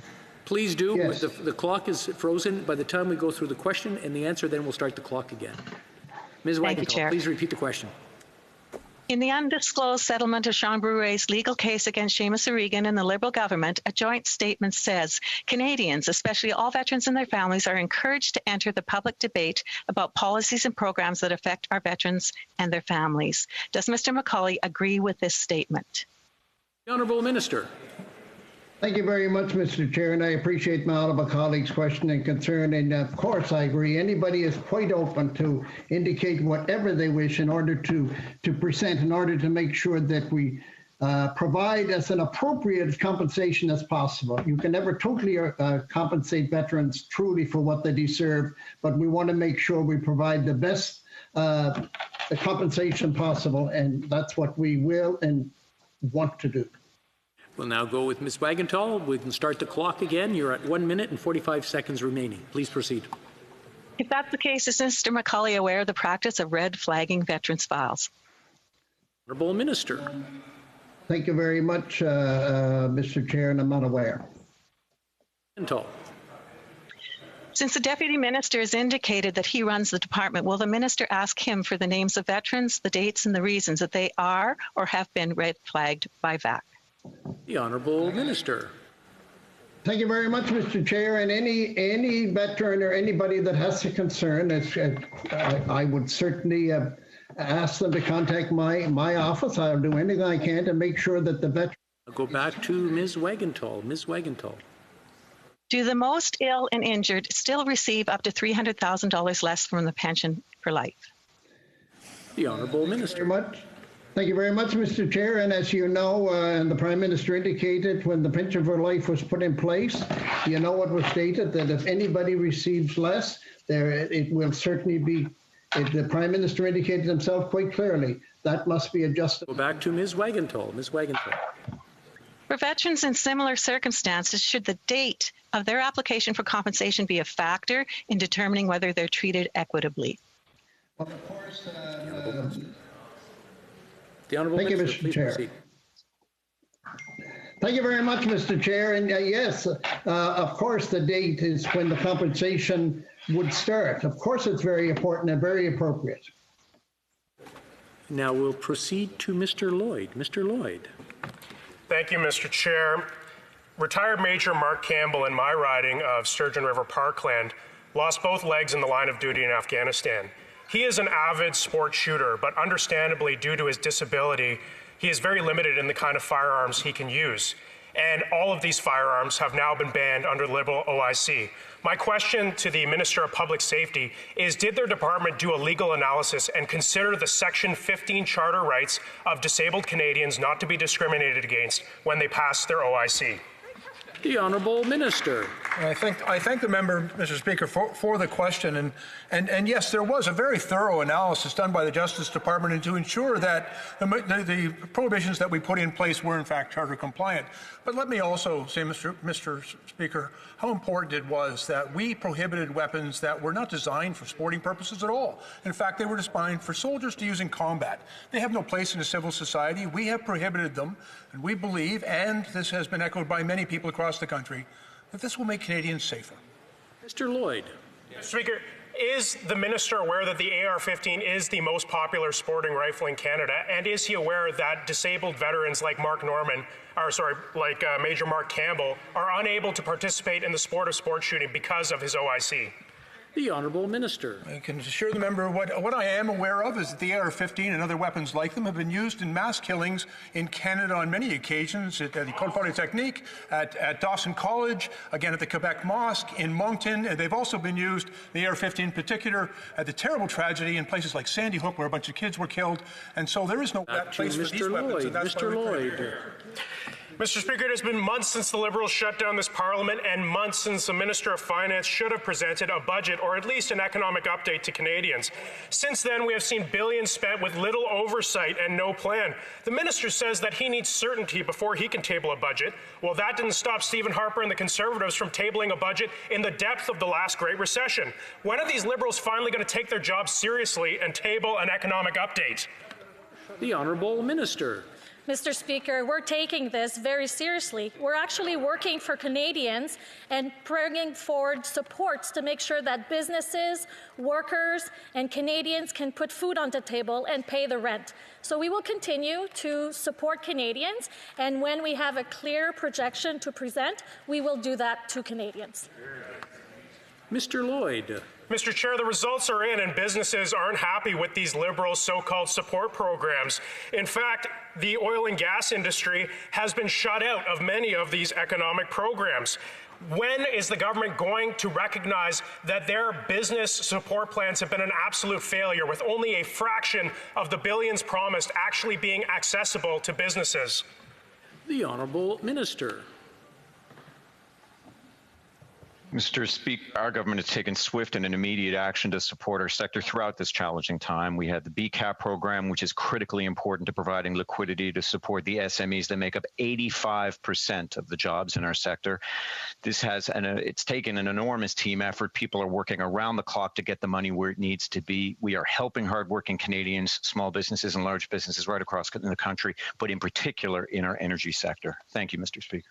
Mr. Lloyd. Mr. Lloyd. Mr. Chair, I'm pleased to see the Minister of Natural Resources online. He tweeted recently praising the Alberta Carbon Trunk Line and the Northwest Redwater Refinery, which actually start in my riding. Can the Minister tell us what, if any, support they have given to the innovative carbon capture and sequestration technology in this country? The Honourable Minister. Mr. Speaker, we see carbon capture and sequestration as an integral part of lowering emissions and making emissions more competitive, making our oil and gas industry more competitive. We're seeing where the investment dollars are going. They are going to emissions, or they're going to jurisdictions that are committed to lowering emissions. We are committing, obviously, this government to net zero. Back to Mr. Lloyd. Mr. Lloyd. I note that the minister couldn't actually name a single example where their government actually supported carbon capture and utilization and sequestration technology. But my next question is we've spent a lot of time talking about the COVID-19 pandemic, but Canadians are living with another horrific reality, that being the intensifying opioid overdose epidemic. Now, reports indicate that in the past 4 years, 14,000 Canadians have died, and the numbers during COVID-19 have been skyrocketing, with British Columbia seeing a 39% increase this year alone. I know this because I've lost family to a fentanyl overdose. When is the government going to take this scourge seriously and take action to save the lives of Canadians? The Honourable Minister. Well, thank you very much, Mr. Speaker, and I share the member's deep sadness about the number of lives that we've lost to opiate overdose. In fact, our government has been steadily making it easier for people who live with substance use to access medications to treat substance use, such as prescription Suboxone and Methadone, made it easier yet for rapidly established safe injection sites to be stood up in communities, supported community-based projects that work with people that are using substances. Mr. Speaker, we need to understand that this is a complex issue and we need to support people to get the help they need. Thank you. The honourable member for Thérèse de Blainville. Madam Chair, I'd like to go back to the bill tabled last week. As parliamentarians and Canadians, we saw a very poor piece of theatre within this chamber. This shouldn't happen, but our government decided to make a play out of this and to act alone, even though there were several acts that were missing. In this bill, there was a very important piece for support for people living with disabilities during this crisis. But the government didn't want to negotiate with the opposition, even though it's a minority government. In the face of this arrogance, the Bloc still proposed solutions. They wanted to split the bill to allow people with disabilities to receive aid, and the Conservatives blocked it. The Bloc asked the House to suspend work, and the government shot down the motion. Can we come back to the House today and vote again on this part of the bill for support for people living with disabilities? How come we're turning our backs on people living with disabilities? The Honourable Minister. I'd like to thank the member for her question. The pandemic has deeply affected the lives and health of all Canadians and has disproportionately affected Canadians with disabilities in particular. From the very beginning, we've taken a disability-inclusive approach to our emergency response to ensure Canadians with disabilities get the support that they need. That is why we announced a one-time payment of $600 for persons with disabilities to address these expenses. This will go a long way to help Canadians with disabilities. We encourage and urge all the parties in the opposition to support this measure. We're confident that this measure, along with other investments, will benefit Canadians with disabilities, and we hope to get the support of the other parties very soon. The honourable member for Thérèse de Blainville, Ms. Chabot. As a reminder, this measure wasn't adopted because we weren't allowed to do so. It was kind of a catch-all bill, but there was a section to help people living with disabilities. We wanted to offer our support, so I re-ask my question. Will the government respond to the needs of people living with disabilities? Madam Speaker, this wasn't a bill catch-all. That was a catch-all. There was help for people with disabilities. So there were also help for people with seasonal workers. And they refused to debate the bill when we split it. And the Conservatives refused to debate it. And that is why we don't have a bill right now. And this is very unfortunate. Ms. Chabot. It is the Bloc that proposed to split the bill, and the government didn't think about it. They didn't think it was a good idea. But I'm going back to my point. This bill took it for granted. The bill covered the wage subsidy,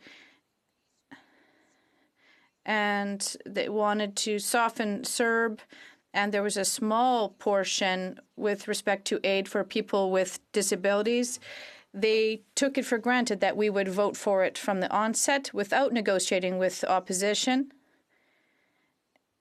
And Liberals have to take their hands out of taxpayers' pockets and refund the wage subsidy. The Bloc, well, there were several measures in this bill, and the Bloc refused to debate it. And no, we didn't follow the example of the Bloc in terms of splitting the bill. We had thought about it even before that. And we were sad to not be able to help people living with disabilities. We asked the House to adopt the bill with the portion for people living with disabilities. But we did not hear a response. The Honourable Government House Leaders, my colleague knows full well that things aren't that simple. There are mechanisms and procedures of the House to respect, and we want to be able to adopt this bill and help people living with disabilities, but they have to support it this time. Ms. Ratanzi.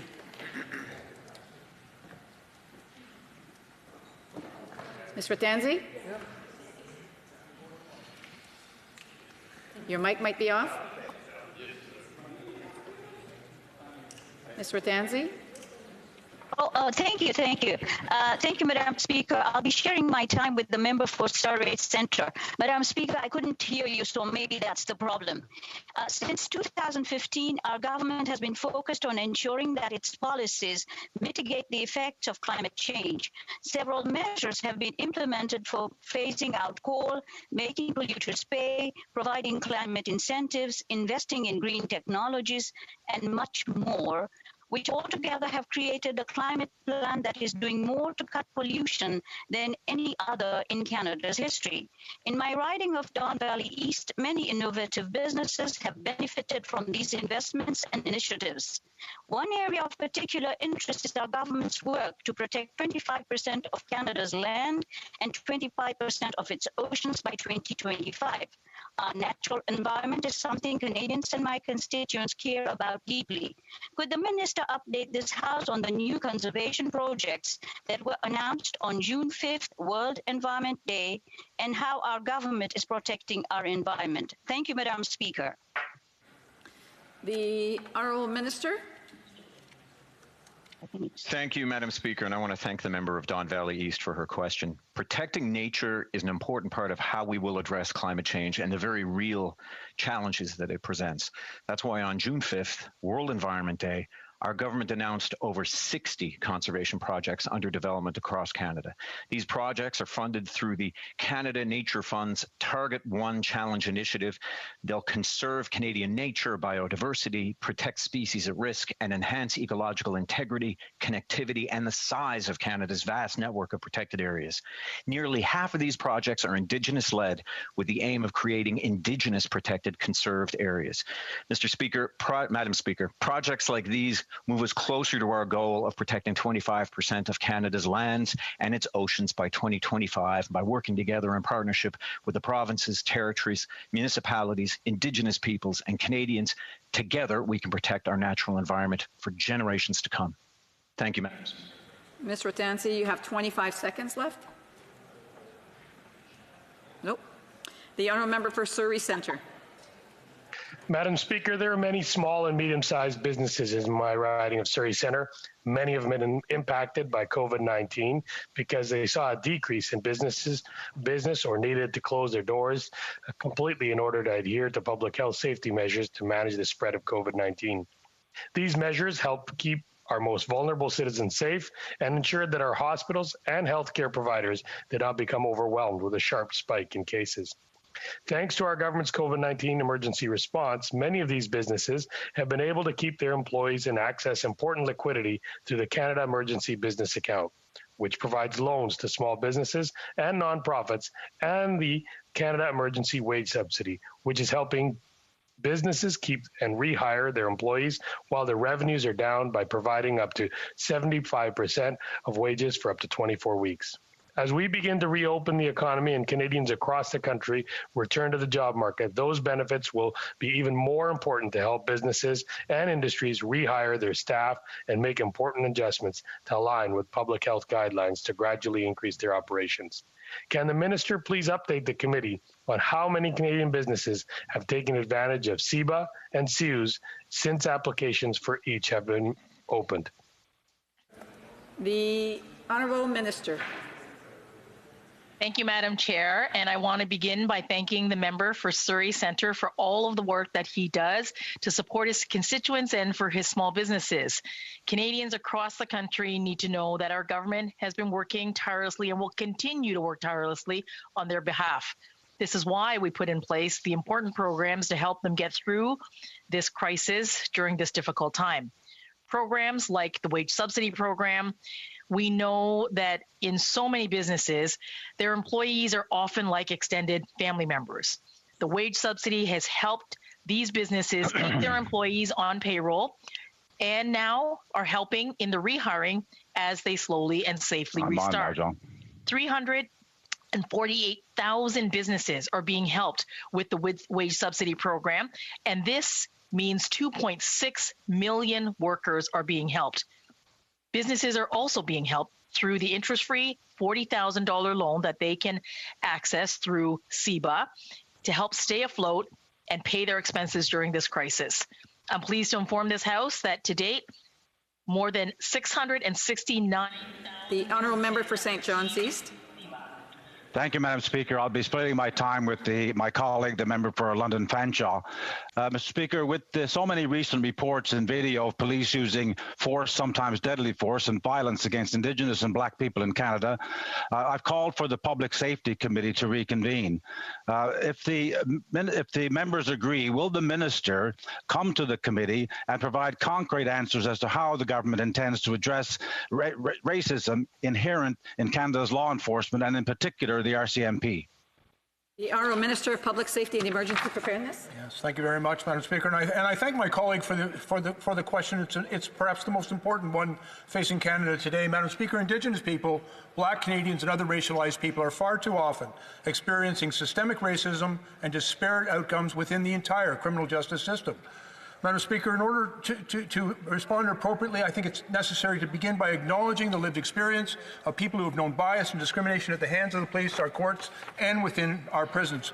And Madam Speaker, we remain committed to work with all racialized people and all the members of this House to ensure that we work towards social justice for all Canadians, and I look forward to discussing the member's motion further with him. Mr. Harris. Oh, I'm sorry, the mic's not on. We'll try again. Mr. Harris? Thank you. Will the minister and the government commit to facilitating such a meeting of this committee virtually? The Honourable Minister. Well, Madam Speaker, the decisions of the committee are the committee's, and so I'm sure that this will be a discussion within the committee, but if called, I'll certainly be pleased to come with my officials to provide the committee with whatever support and information it needs to contribute to this very important discussion. Mr. Harris, you got 40 seconds. I can't get my video on. Okay, my video went off on its own, Madam Speaker.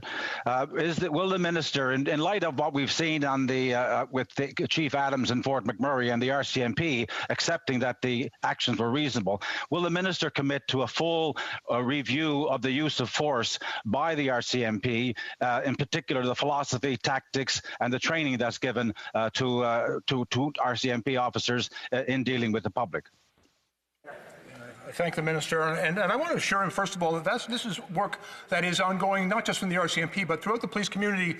But may I also take this opportunity, Madam Speaker, to say that I think all police training has to begin with one very important principle, and that's the preservation of all life and the respect for all Canadians. And we also know the importance of de-escalation training, and so we're committed to continuing to work with Indigenous communities, racialized communities, and with police services and all participants in the criminal justice system to make sure that it is fair for all Canadians. The Honourable Member for London Fanshawe, Ms. Matheson. Madam Chair, we need more justice for Black, Indigenous, and racialized people in Canada. They can't be asked to keep waiting. This government recognizes that systemic racism exists, but refuses to collect race-based data that would allow us to quantify and truly address this injustice. We need data to protect Canadians. When will this government do the right thing and start collecting race-based data? The Honourable Minister? The Honourable Minister? She's coming. Thank you, Madam Speaker. So our government agrees that it's important that we do collect data, and that's exactly why part of the strategy we put forward when it comes to the Anti-Racism Secretariat anti-racism strategy, there is a commitment to have money go to Statistics Canada to collect race-based data. We look forward to working with all members to ensure it happens. Matheson. Madam Chair, we know that Statistics Canada will start to collect job numbers based on race. This will allow us to identify systemic racism where it is and work to ensure a fair and more equal job market for Black and Indigenous and racialized people in Canada. But why is this government refusing to follow suit so we tackle systemic racism everywhere in every sector? The Honourable Minister.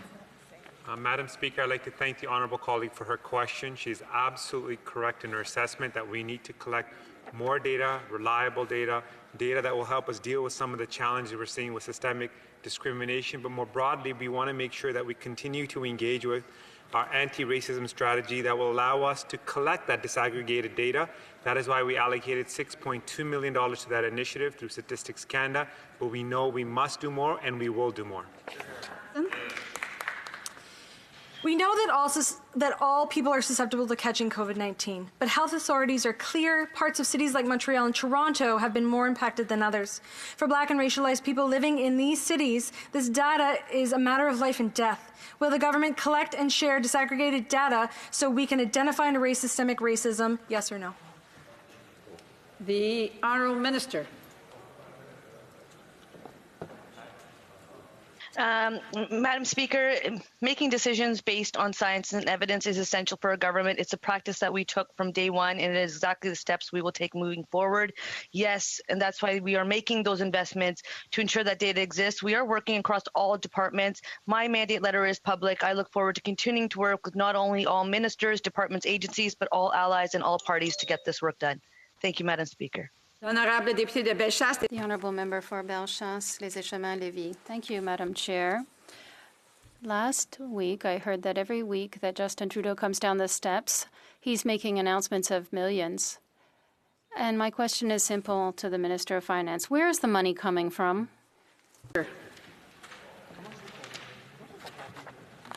Madame la Présidente. Madam Chair, I'd like to thank my honourable colleague for the question. At present, we have put within our priorities the health and safety of Canadians. We have put forward an emergency economic plan to support Canadians and workers and businesses. We will continue to support them throughout the crisis. Mr. Blanius, the answer is simple. We'll have to pay back this money someday. I'd like an answer. The Liberals are borrowing and making promises during election campaigns, and after that, well, nothing. There were 1,700 workers at the Davie shipyard under the Asterix program with a Conservative government. During the election campaign, the Liberals said, yes, there would be great announcement, but nothing is happening now. What's happening? The Honourable Minister. The Minister.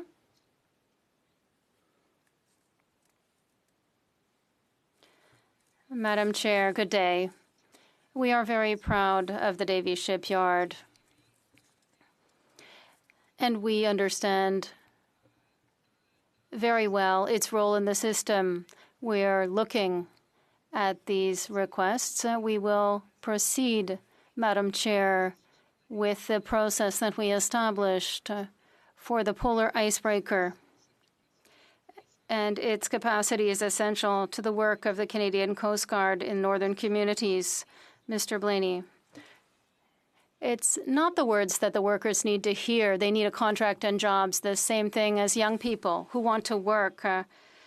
There are many jobs for summer students. Summer students want to work. The companies need them to work.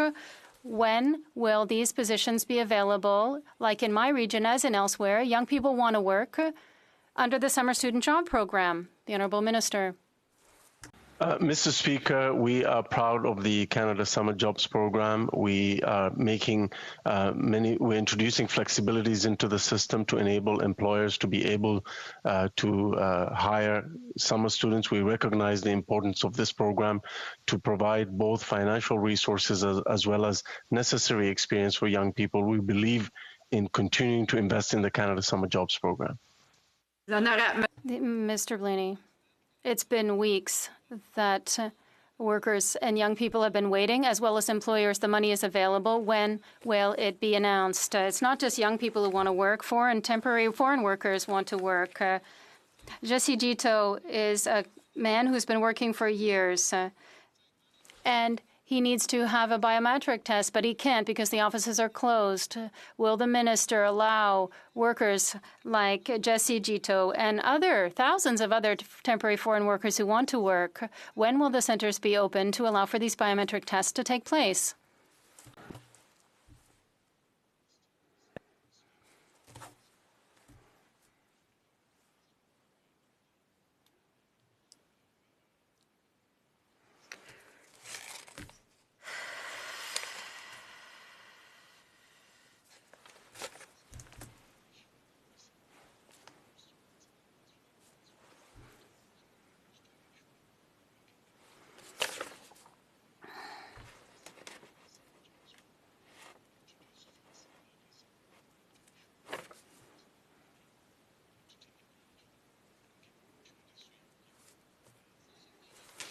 C'est très simple, Madame la Présidente. It's very simple. Jesse Gito is part of a company that provides an essential business. He's a temporary foreign worker. It takes one decision. He could work. When will the government open the biometric center? He could go. He'd be happy to do that instead of staying home and doing nothing. People also want to work in farming. And the minister said, we want our young people to work, and that files would be processed as soon as possible. There are 700 jobs. My question is this. The minister knows that it's first come, first served. How many out of the 700 jobs have been confirmed to date? Because it's beautiful outside. It's time. And now farmers need the help. The Honourable Minister. Merci. Thank you. Thank you, Madam Chair. Yes, the young workers in the farming industry is open. I encourage farmers to register. It's not just to offer a job to young people, but also get young people interested in working in farming. And as I said earlier, our team in the department is processing the files as quickly as possible, and each employer will be advised of the answer as soon as possible. We will take a brief break. It won't take too long.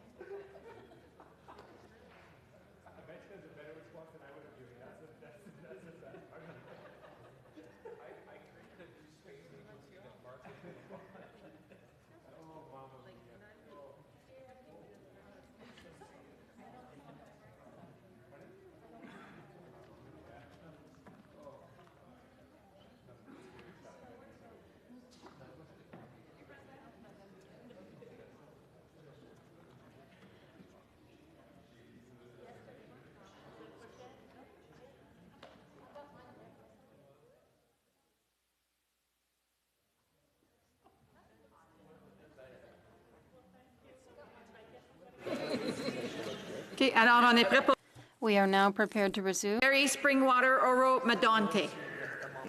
Thank you, Chair. Over the course of this pandemic, has the government been using all avenues possible to source the potential for much-needed PPE in Canada? The Honourable Minister.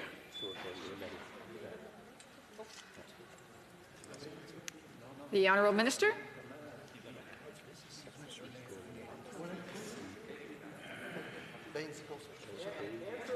Madam Speaker, we've been very clear that we have a Made in Canada initiative which has engaged companies across the country, and over 700 countries have retooled and scaled up their operations for personal protective equipment to help frontline healthcare workers. The Honourable Member for Barrie Springwater Oro-Medonte, Mr. Shipley. Well, it's very interesting that there was that confusion there, so I just need to ask very quickly, which ministry and minister are responsible for the sourcing of PPE in Canada? The Honourable Minister. Madam Speaker. I can assure the honourable member that this has been. I just changed my voice there, Madam Speaker. My apologies. There was something wrong with my voice there, Madam Speaker.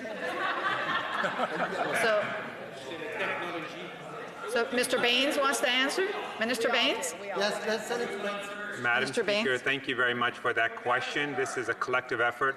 I work with the Minister of Health, the Minister of Procurement, and we coordinate with the provinces and territories to make sure there's appropriate levels of PPE to help frontline healthcare workers and our overall essential workers across the country. Member for Mr. Shipley, Barrie Springwater Oro-Medonte. Thank you for that clarification. That will make this question even all more pertinent. My riding of Barrie Springwater Oro-Medonte is the home of South Medic Incorporated. South Medic is a renowned medical supply business. For over 37 years, it is providing frontline healthcare workers with an extensive line of PPE and other various essential products required when dealing with respiratory illnesses. This company specializes in respiratory illness equipment. South Medic currently employs over 700 people, and it has been awarded one of Canada's best managed companies by Deloitte on numerous occasions. Since the beginning of this pandemic, both myself and the member of Barrie Innisfil have been attempting to obtain some assistance for South Medic from the federal government. Calls and emails were falling on deaf ears. In early May, I wrote a letter to Minister Anand outlining this situation. I received a letter back from the minister dated May 27th, indicating that this issue of South Medic falls under the mandate of the Minister of Innovation, Science and Economic Development Canada. I have heard nothing more. When will the federal government reach out and help this great Canadian company and therefore ensure all frontline workers will have proper PPE they can require? The Honourable Minister. Madam Speaker, I'd like to thank the honourable colleague for his question. He full well knows that this is a very challenging time, and that is why we had a call to action to engage Canadians from right across the country. And since then, we've seen over 6,000 companies step up to offer solutions and ideas, and over 700 companies have retooled their efforts. I acknowledge that some companies are still engaging with the government, and will continue to explore all possible options to make sure that we continue to procure the necessary levels of personal protective equipment to protect Canadians, to protect frontline healthcare workers. That has always been our priority, and I want to thank the outstanding Canadian companies that have come forward and have helped us in this endeavour, and we continue to look forward to working with them. Thank you very much. The Honourable Member for Barrie Springwater Oro-Medonte, Mr. Shipley. And thank you for that answer. Just to follow up, there's no retooling required at this company. They could have been up and going very quickly. They just need a little assistance at the beginning. Moving on to a different issue. This morning while walking to my office, I stopped at my local small family-run coffee shop and was discussing the current economic situation with the two owners of the establishment. They indicated they are having a very tough time surviving this economic downturn. The only thing keeping them hopeful is that soon the public service will start returning to work, and therefore their business will begin to return. Could the government please give us some indication as to what the plans are for returning the civil service back to work safely, and when? The Honourable Minister. Thank you, Madam Speaker. I'm delighted to answer this question. This is a very important topic. Well, I would like to take the opportunity first to thank our public servants who have worked very hard in the last few weeks, both personally and professionally. And in fact, today is a wonderful day to say that, because today is the start of the National Public Service Week. So one more reason to thank them for their dedicated work. They are going to they're not going to go back to work. They've been at work for the last few months in different circumstances, but working very hard to deliver the services and the support that Canadians need and deserve. The honourable member for Selkirk, Interlake Eastman, Mr. Bazan. Thank you, Madam Chair, and my questions are for the Minister of National Defence. I first of all want to just thank the great men and women of the Canadian Armed Forces for the fantastic job that they're doing in Operation Laser, serving on the front lines battling COVID-19. Can the Minister of National Defence give the House an update exactly where we are at with the number of Canadian Armed Forces members who have been infected with COVID-19? The Honourable Minister. Yeah, thank you, Madam Chair. I want to also echo the member opposite's comments regarding thanking our Canadian Armed Forces members. Currently, we have 13 active cases in the Canadian Armed Forces, but in the long-term care facilities where we're at, we have currently 50 cases. No members have been currently hospitalized, and we have also conducted very thorough reviews of our protective protocols as well. For Selkirk, Interlake Eastman. Through you, Chair. Minister Sajjan, does that number of active cases include the active cases that are in long-term care facilities right now in Operation Laser? Honourable Minister. Madam Chair, as I stated, the 50 cases are strictly from the long-term care facilities. The 13 cases that I mentioned are not in the long-term care facilities, and we're just to give the actual clarification, but no member has been currently hospitalized. Mr. Bazan. And in those numbers, Madam Chair, can Minister Sajjan say how many of those cases in long-term care facilities are active and how many are recovered? The Honourable Minister. Madam Chair, I don't have the exact number. What I can give the breakdown further is in Quebec we have 36 currently, and Ontario we have 14. But I will get 36 of the members have been out of isolation as well, and I'll get more details and pass it on directly to the member, Madam Chair. Madam Chair, just a quick question while we're still talking about Operation Laser. The President of the Treasury Board has said, and I'll quote him, that the Canadian Armed Forces will be present as long as their presence is needed in Quebec. Now, this contradicts what Prime Minister Trudeau is saying when we have a hard deadline of June the 26th for withdrawal of our troops from Operation Laser. And that means taking our troops out of our long-term care facilities. So, Minister Sajjan, is that the hard date? June the 26th is the wind down of Operation Laser. Mr. Sajjan. No. Minister of Public Safety and Security.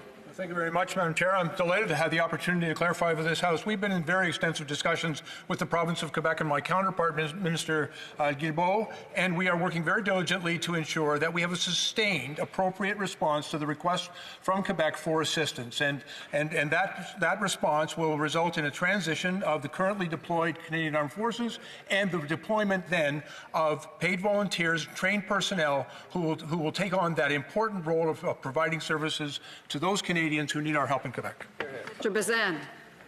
Thank you. I'll go back to the Minister of National Defence. Department of National Defence auditors have called out the Liberal government for mismanagement over the $553 billion investment into our Canadian military through the defence policy.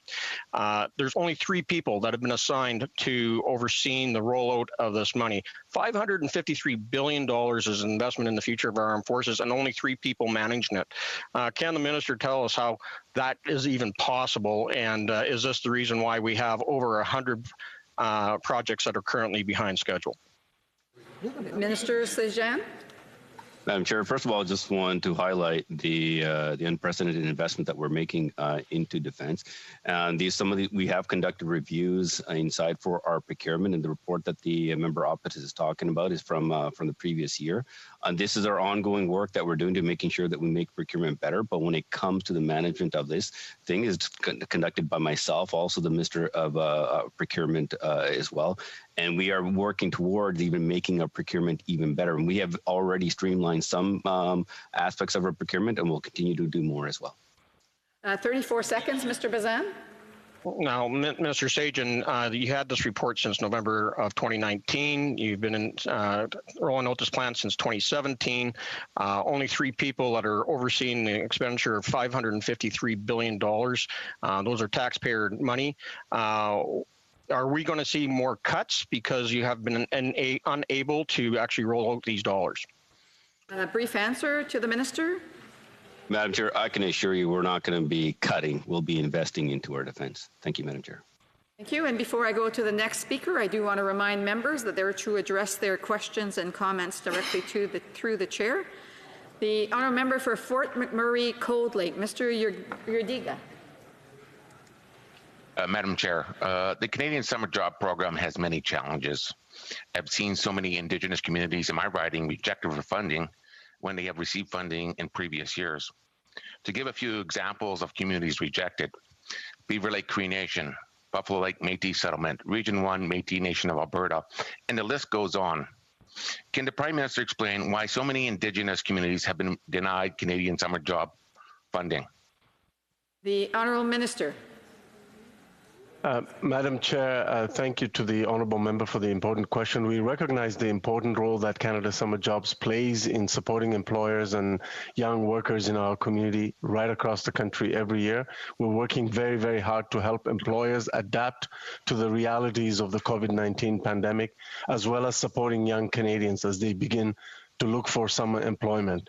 We are introducing increased flexibilities in the Canada Summer Jobs Program to hire youth, while also providing more supports to employers that deliver very essential services to Canadians. Fort McMurray Cold Lake.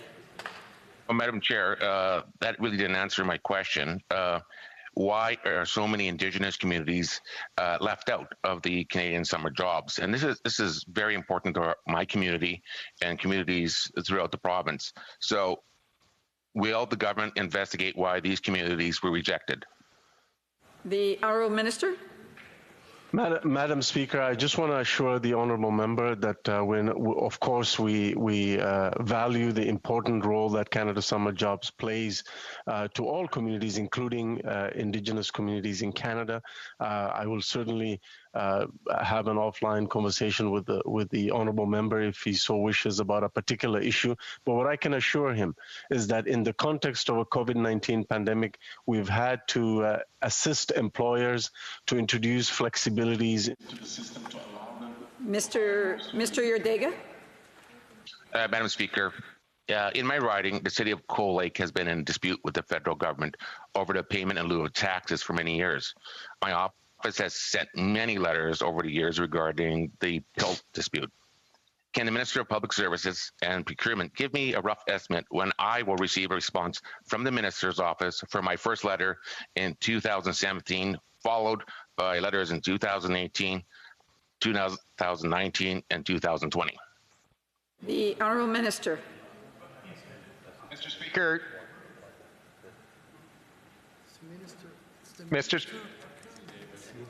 You're on, Mr. Lametti. Mr. Speaker, I can assure the honourable member that I will go to the minister and we will come back with an answer to his question. Mr. Urdiga.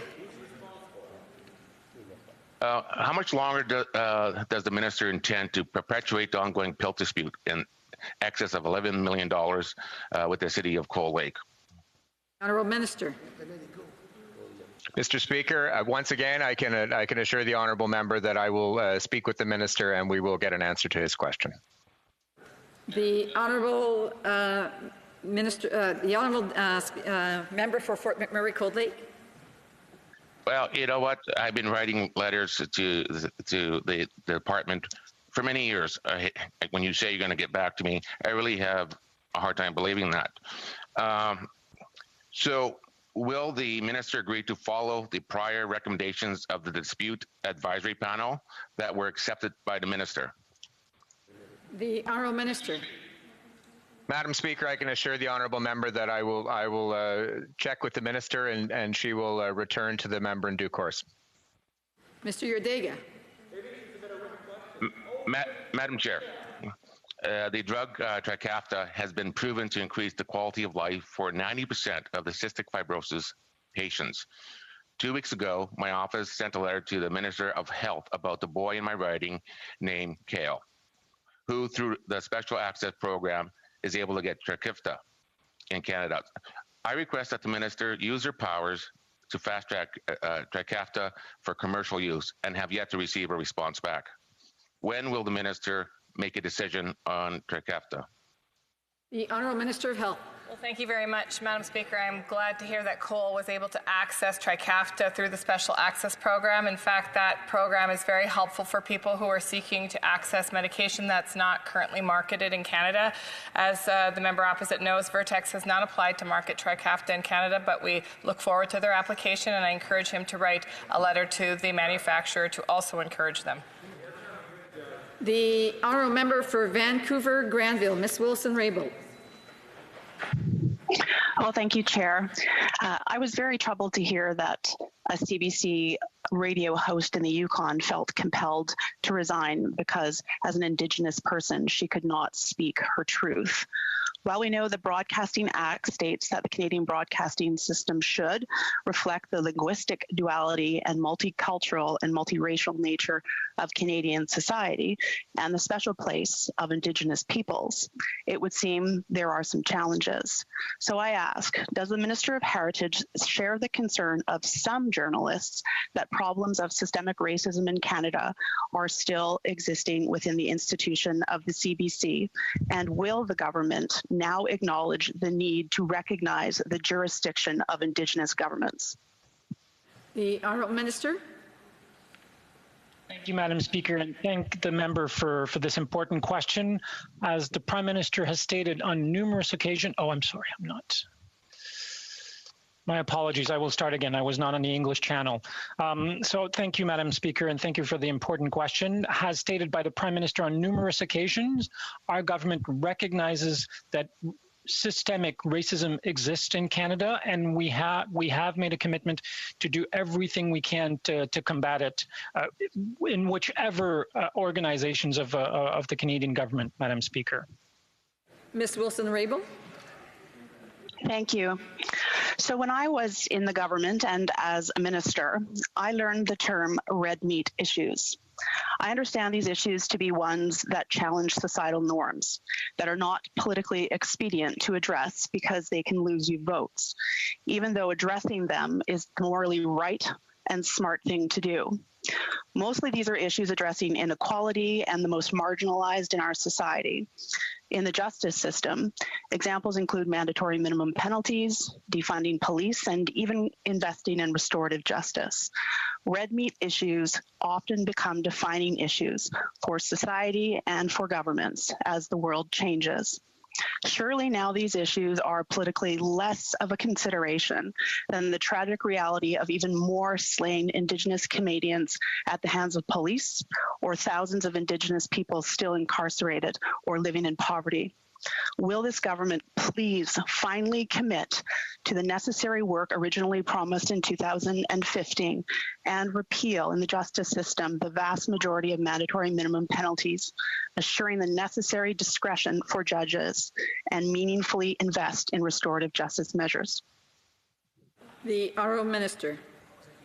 Madam Speaker, I thank the honourable member for her question as well as her work as Minister of Justice and indeed my predecessor. Madam Speaker, this is an important time.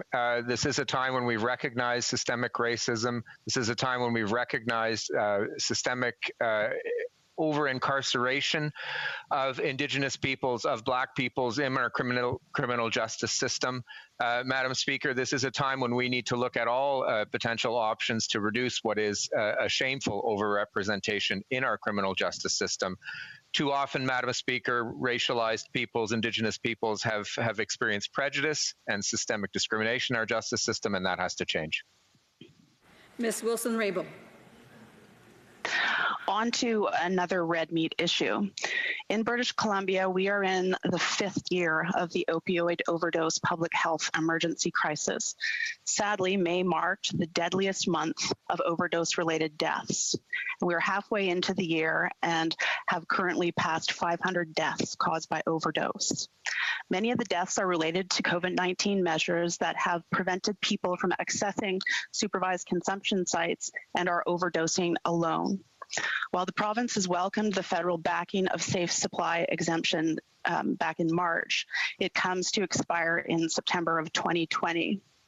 Echoing the call of the Chief Coroner of BC and Dr. Henry, more is needed from the federal government, more action. Will the government provide the necessary supports to the province and help support safe supply initiatives in the provinces?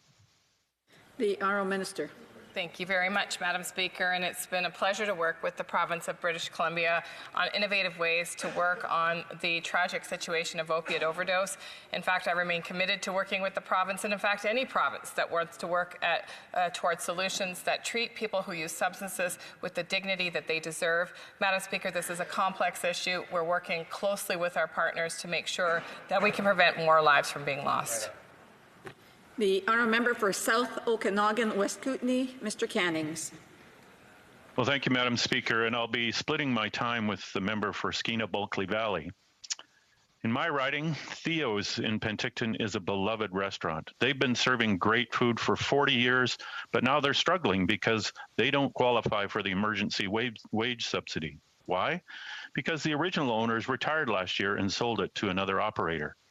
The new owner can't use a year-to-year comparison to apply for the wage subsidy because he didn't own the restaurant last spring.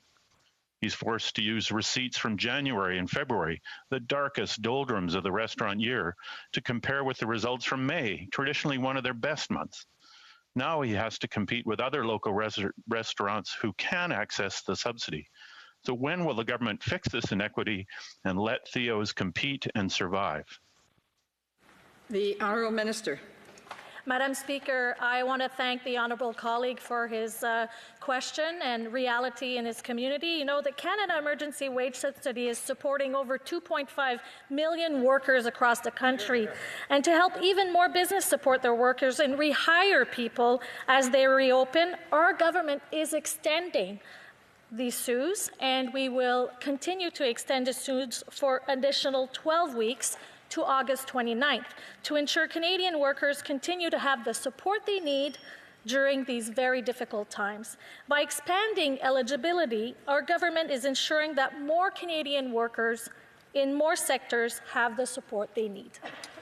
Mr. Cannings. Well, the owner just wants to be able to apply for the wage subsidy, and right now he cannot, and he will not be able to, and thousands of other businesses are hit that way as well. Now, I'd like to move on to forestry. Canada's forest sector has been declared essential during this pandemic, but it's been hit hard after a very difficult 2019. Despite soft markets and thousands out of work, government support programs have left many Canadian forest product companies behind. In my riding, the pulp mill in Castlegar is closing for the month of July because local sawmills aren't producing enough wood chips. What is the government going to do to finally support Canadian forestry workers and communities? The time's almost up. I'll allow for the answer. The Honourable Minister. Thank you, Madam Speaker. We have and we will continue to support the forestry sector, including through regional development programs. In Facet Quebec, partnering with Les Bois Francs DV Incorporated, we widen market access to our products, updated technology systems. In North Bay, we partner with the Canadian Wood Council to promote the sector. In Vancouver, we're working with FP Innovations to create the Indigenous Forest Sector Technical Support Program. We are supporting the forestry sector and the different needs region by region.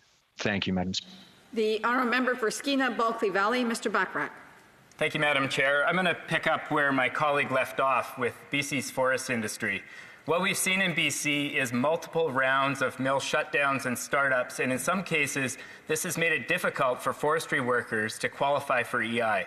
My question to the Minister, will the Minister work to make the EI program more flexible for forestry workers, similar to what this government has done for oil and gas workers? Honourable Minister. Thank you, Madam Speaker, and I thank the honourable member for his question. Indeed, what we have done in the oil and gas sector is focus on workers. That has been key in the inactive and Orphan Wells program, which we are working with the provincial governments of Saskatchewan and British Columbia and Alberta on. It's a focus on workers that has assured that success, and we will continue to focus on workers in all of the industries, particularly our natural resource industries, as they go through this extraordinarily difficult time. Thank you.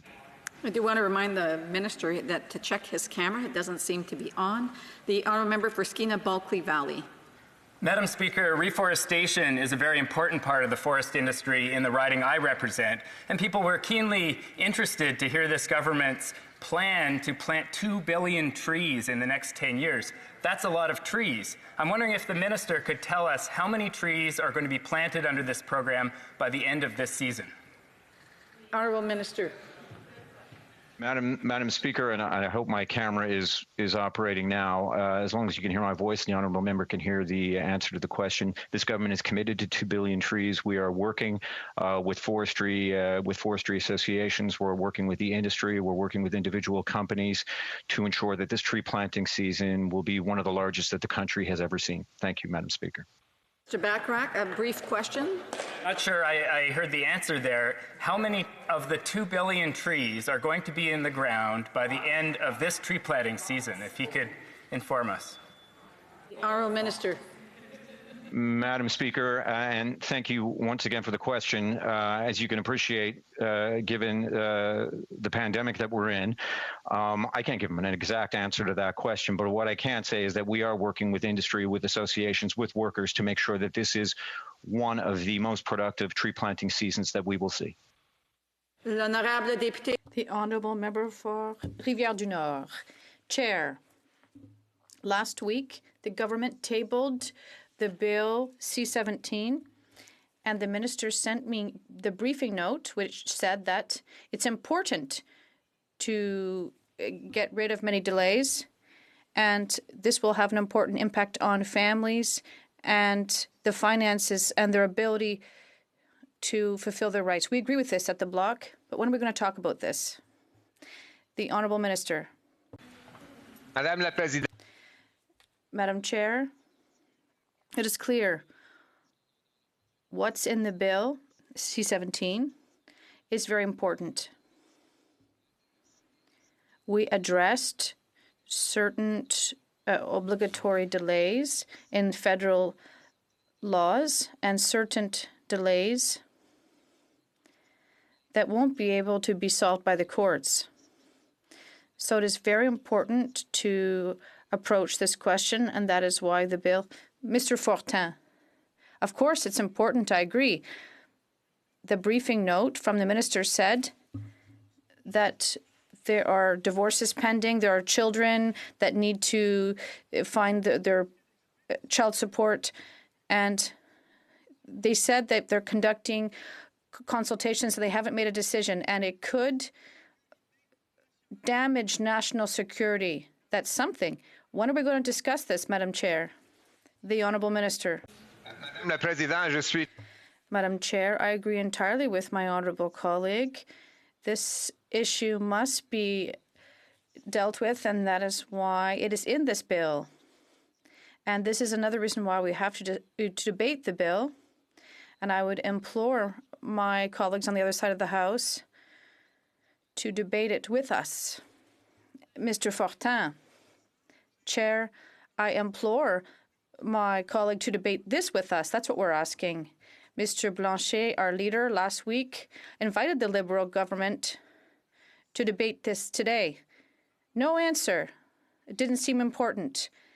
The Chief Justice of the Supreme Court, Mr. Wagner, said we have to modernize our justice system. And on Saturday in La Presse, it said we need to make amendments to the criminal code, and this is essential. When, Madam Chair, when will this government, Liberal government, pull up its socks, do its job, and govern and sit down with the opposition and discuss essential measures that are in C-17? The Honourable Minister. my colleague, well, the bill was sent to the bloc several days before it was ahead of time, and we all hoped to answer these questions, but when it came up, the bloc and other parties, we just wanted to debate the bill, and they refused to do so. The honourable member for Rivière du Nord, Chair, we never refused to debate it. They did. We set out some conditions, and such conditions, well, we were asking the Liberals to refund the money they received for the wage subsidy and to stop taking it. Is that asking too much for my colleagues? The Honourable Government House Leader. My colleague should explain what the relationship is between the wage subsidy and a bill on justice, which is absolutely fundamental. We wanted to debate it, and they refused to do so. Mr. Fortin, I'm trying to explain this to him. He is the Government House Leader, and they are supposed to govern this country. He shouldn't be turning to me. But I made a proposal, and today we wanted to debate this bill. We didn't receive a response. In the meantime, there are court delays that are being extended, and people's rights are being violated. We're thinking about families and victims, children, that are also federal cases that are still pending. There are people that have grievances that are waiting for decisions. This entire system, the court system, is suspended because no one in the government wants to do their job. We want to debate C-17. When are we going to talk about it? The Honourable Government House Leader. Chair, we did our job. We presented the bill. We gave it to them well ahead of time. And we asked them to ask all the questions they wanted to. We wanted to debate it in the House. But when we did ask the bloc if we could debate it, they didn't say yes. They said no. Lewis. Well, thank you, Madam Chair. Madam Chair, when the CERB runs out, many workers in my riding of Essex will not have sufficient hours to collect their EI benefits. Early July, the midnight shift at Chrysler's will be eliminated. Due to the shutdown, a mom-to-be who had just returned to work in January and several hundred of her fellow employees may not have the 600 hours required for regular or EI parental benefits. Immediate action is needed. What is the government doing now to backstop these workers? The Honourable Minister.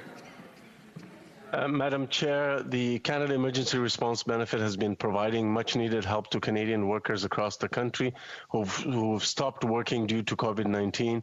We know that there is still a lot of uncertainty for many Canadian workers, and we know that many will be exhausting their benefit in the weeks to come. We will have more to share soon, as early as this week, on our continuing efforts to support Canadian workers and make sure that help is available during this. Mr. Lewis. Thank you, Minister, for the answer, and thank you, Madam Chair. The EI system needs to be fixed. Even before the shutdown, the system was deeply flawed. Will this government commit to a complete review and overhaul of the EI system? The Honourable Minister. Madam Chair, we have been there for Canadian workers. We will continue to make sure that we make the necessary investments in the EI delivery system and modernize it to continue to meet the expectations. Mr. Lewis. Thank you, Chair. Small businesses have been hit extremely hard by the COVID-19 shutdown. Many have already been forced into bankruptcy. Much uncertainty lies ahead. As the economy reopens, what is this government doing to help small businesses recover? The Honourable Minister. Thank you, Madam Chair, and to my honourable colleague for that question. Today, we are seeing small businesses that have been helped, whether it is getting access to the small business loan, to which some are also using in the restart as they are safely restarting. They're getting help with their payroll, helping them keep their employees either. Mr. Lewis. Thank you, Chair. Employees are key to a small business's success. How will the government incentivize workers to return to their jobs when recalled? The Honourable Minister, brief answer. The Canadian Emergency Wage Subsidy is a excellent program to help those employees stay employed, and for those employers that are looking at rehiring them right now during this restart process. Thank you, Madam Chair. Mr. Lewis. Thank you, Chair. Madam Chair, many of my constituents are in a committed cross-border relationship and have not been able to see each other in quite some time. The current restrictions are arbitrary. Denmark has found a fair resolution. Will Canada adopt the Danish model, and if not, why not? The Honourable Minister of Public Safety and Emergency Preparedness. Thank you very much, Madam Chair. As we said from the outset, we've implemented restrictions at the U.S. border on non-essential travel with the single purpose in mind to protect the health and safety of Canadians. And as the member is aware, just last week we introduced new measures that allowed people in families' relationships to stay together as long as they commit to the necessary 14-day period of quarantine. Continue to work with families. It's our intent to keep people together, but mostly to keep people safe. Thank you, Madam Chair. With regard to childcare, as our economy continues to open, parents are facing a stark choice. Who will care for their children? What's the plan to provide access to childcare so parents can confidently return to work? The Honourable Minister. Madam Chair, we are of course committed to continuing to make the record investments that we're making in childcare. Since 2015, we've created over 40,000 affordable childcare spaces. We're committed to creating an additional 250,000 before and after school childcare spaces. We will continue to invest in this sector because we understand that without investment. Mr. Lewis. Mr. Lewis. It sounds as though this government has a desire to force parents to choose between their job and care for their child. Can the government please respond to that quote? The Honourable Minister.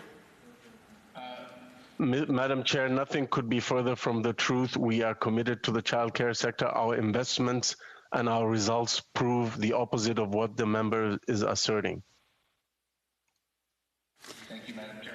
I'm sorry. We're out of time. The committee now stands adjourned until tomorrow at noon.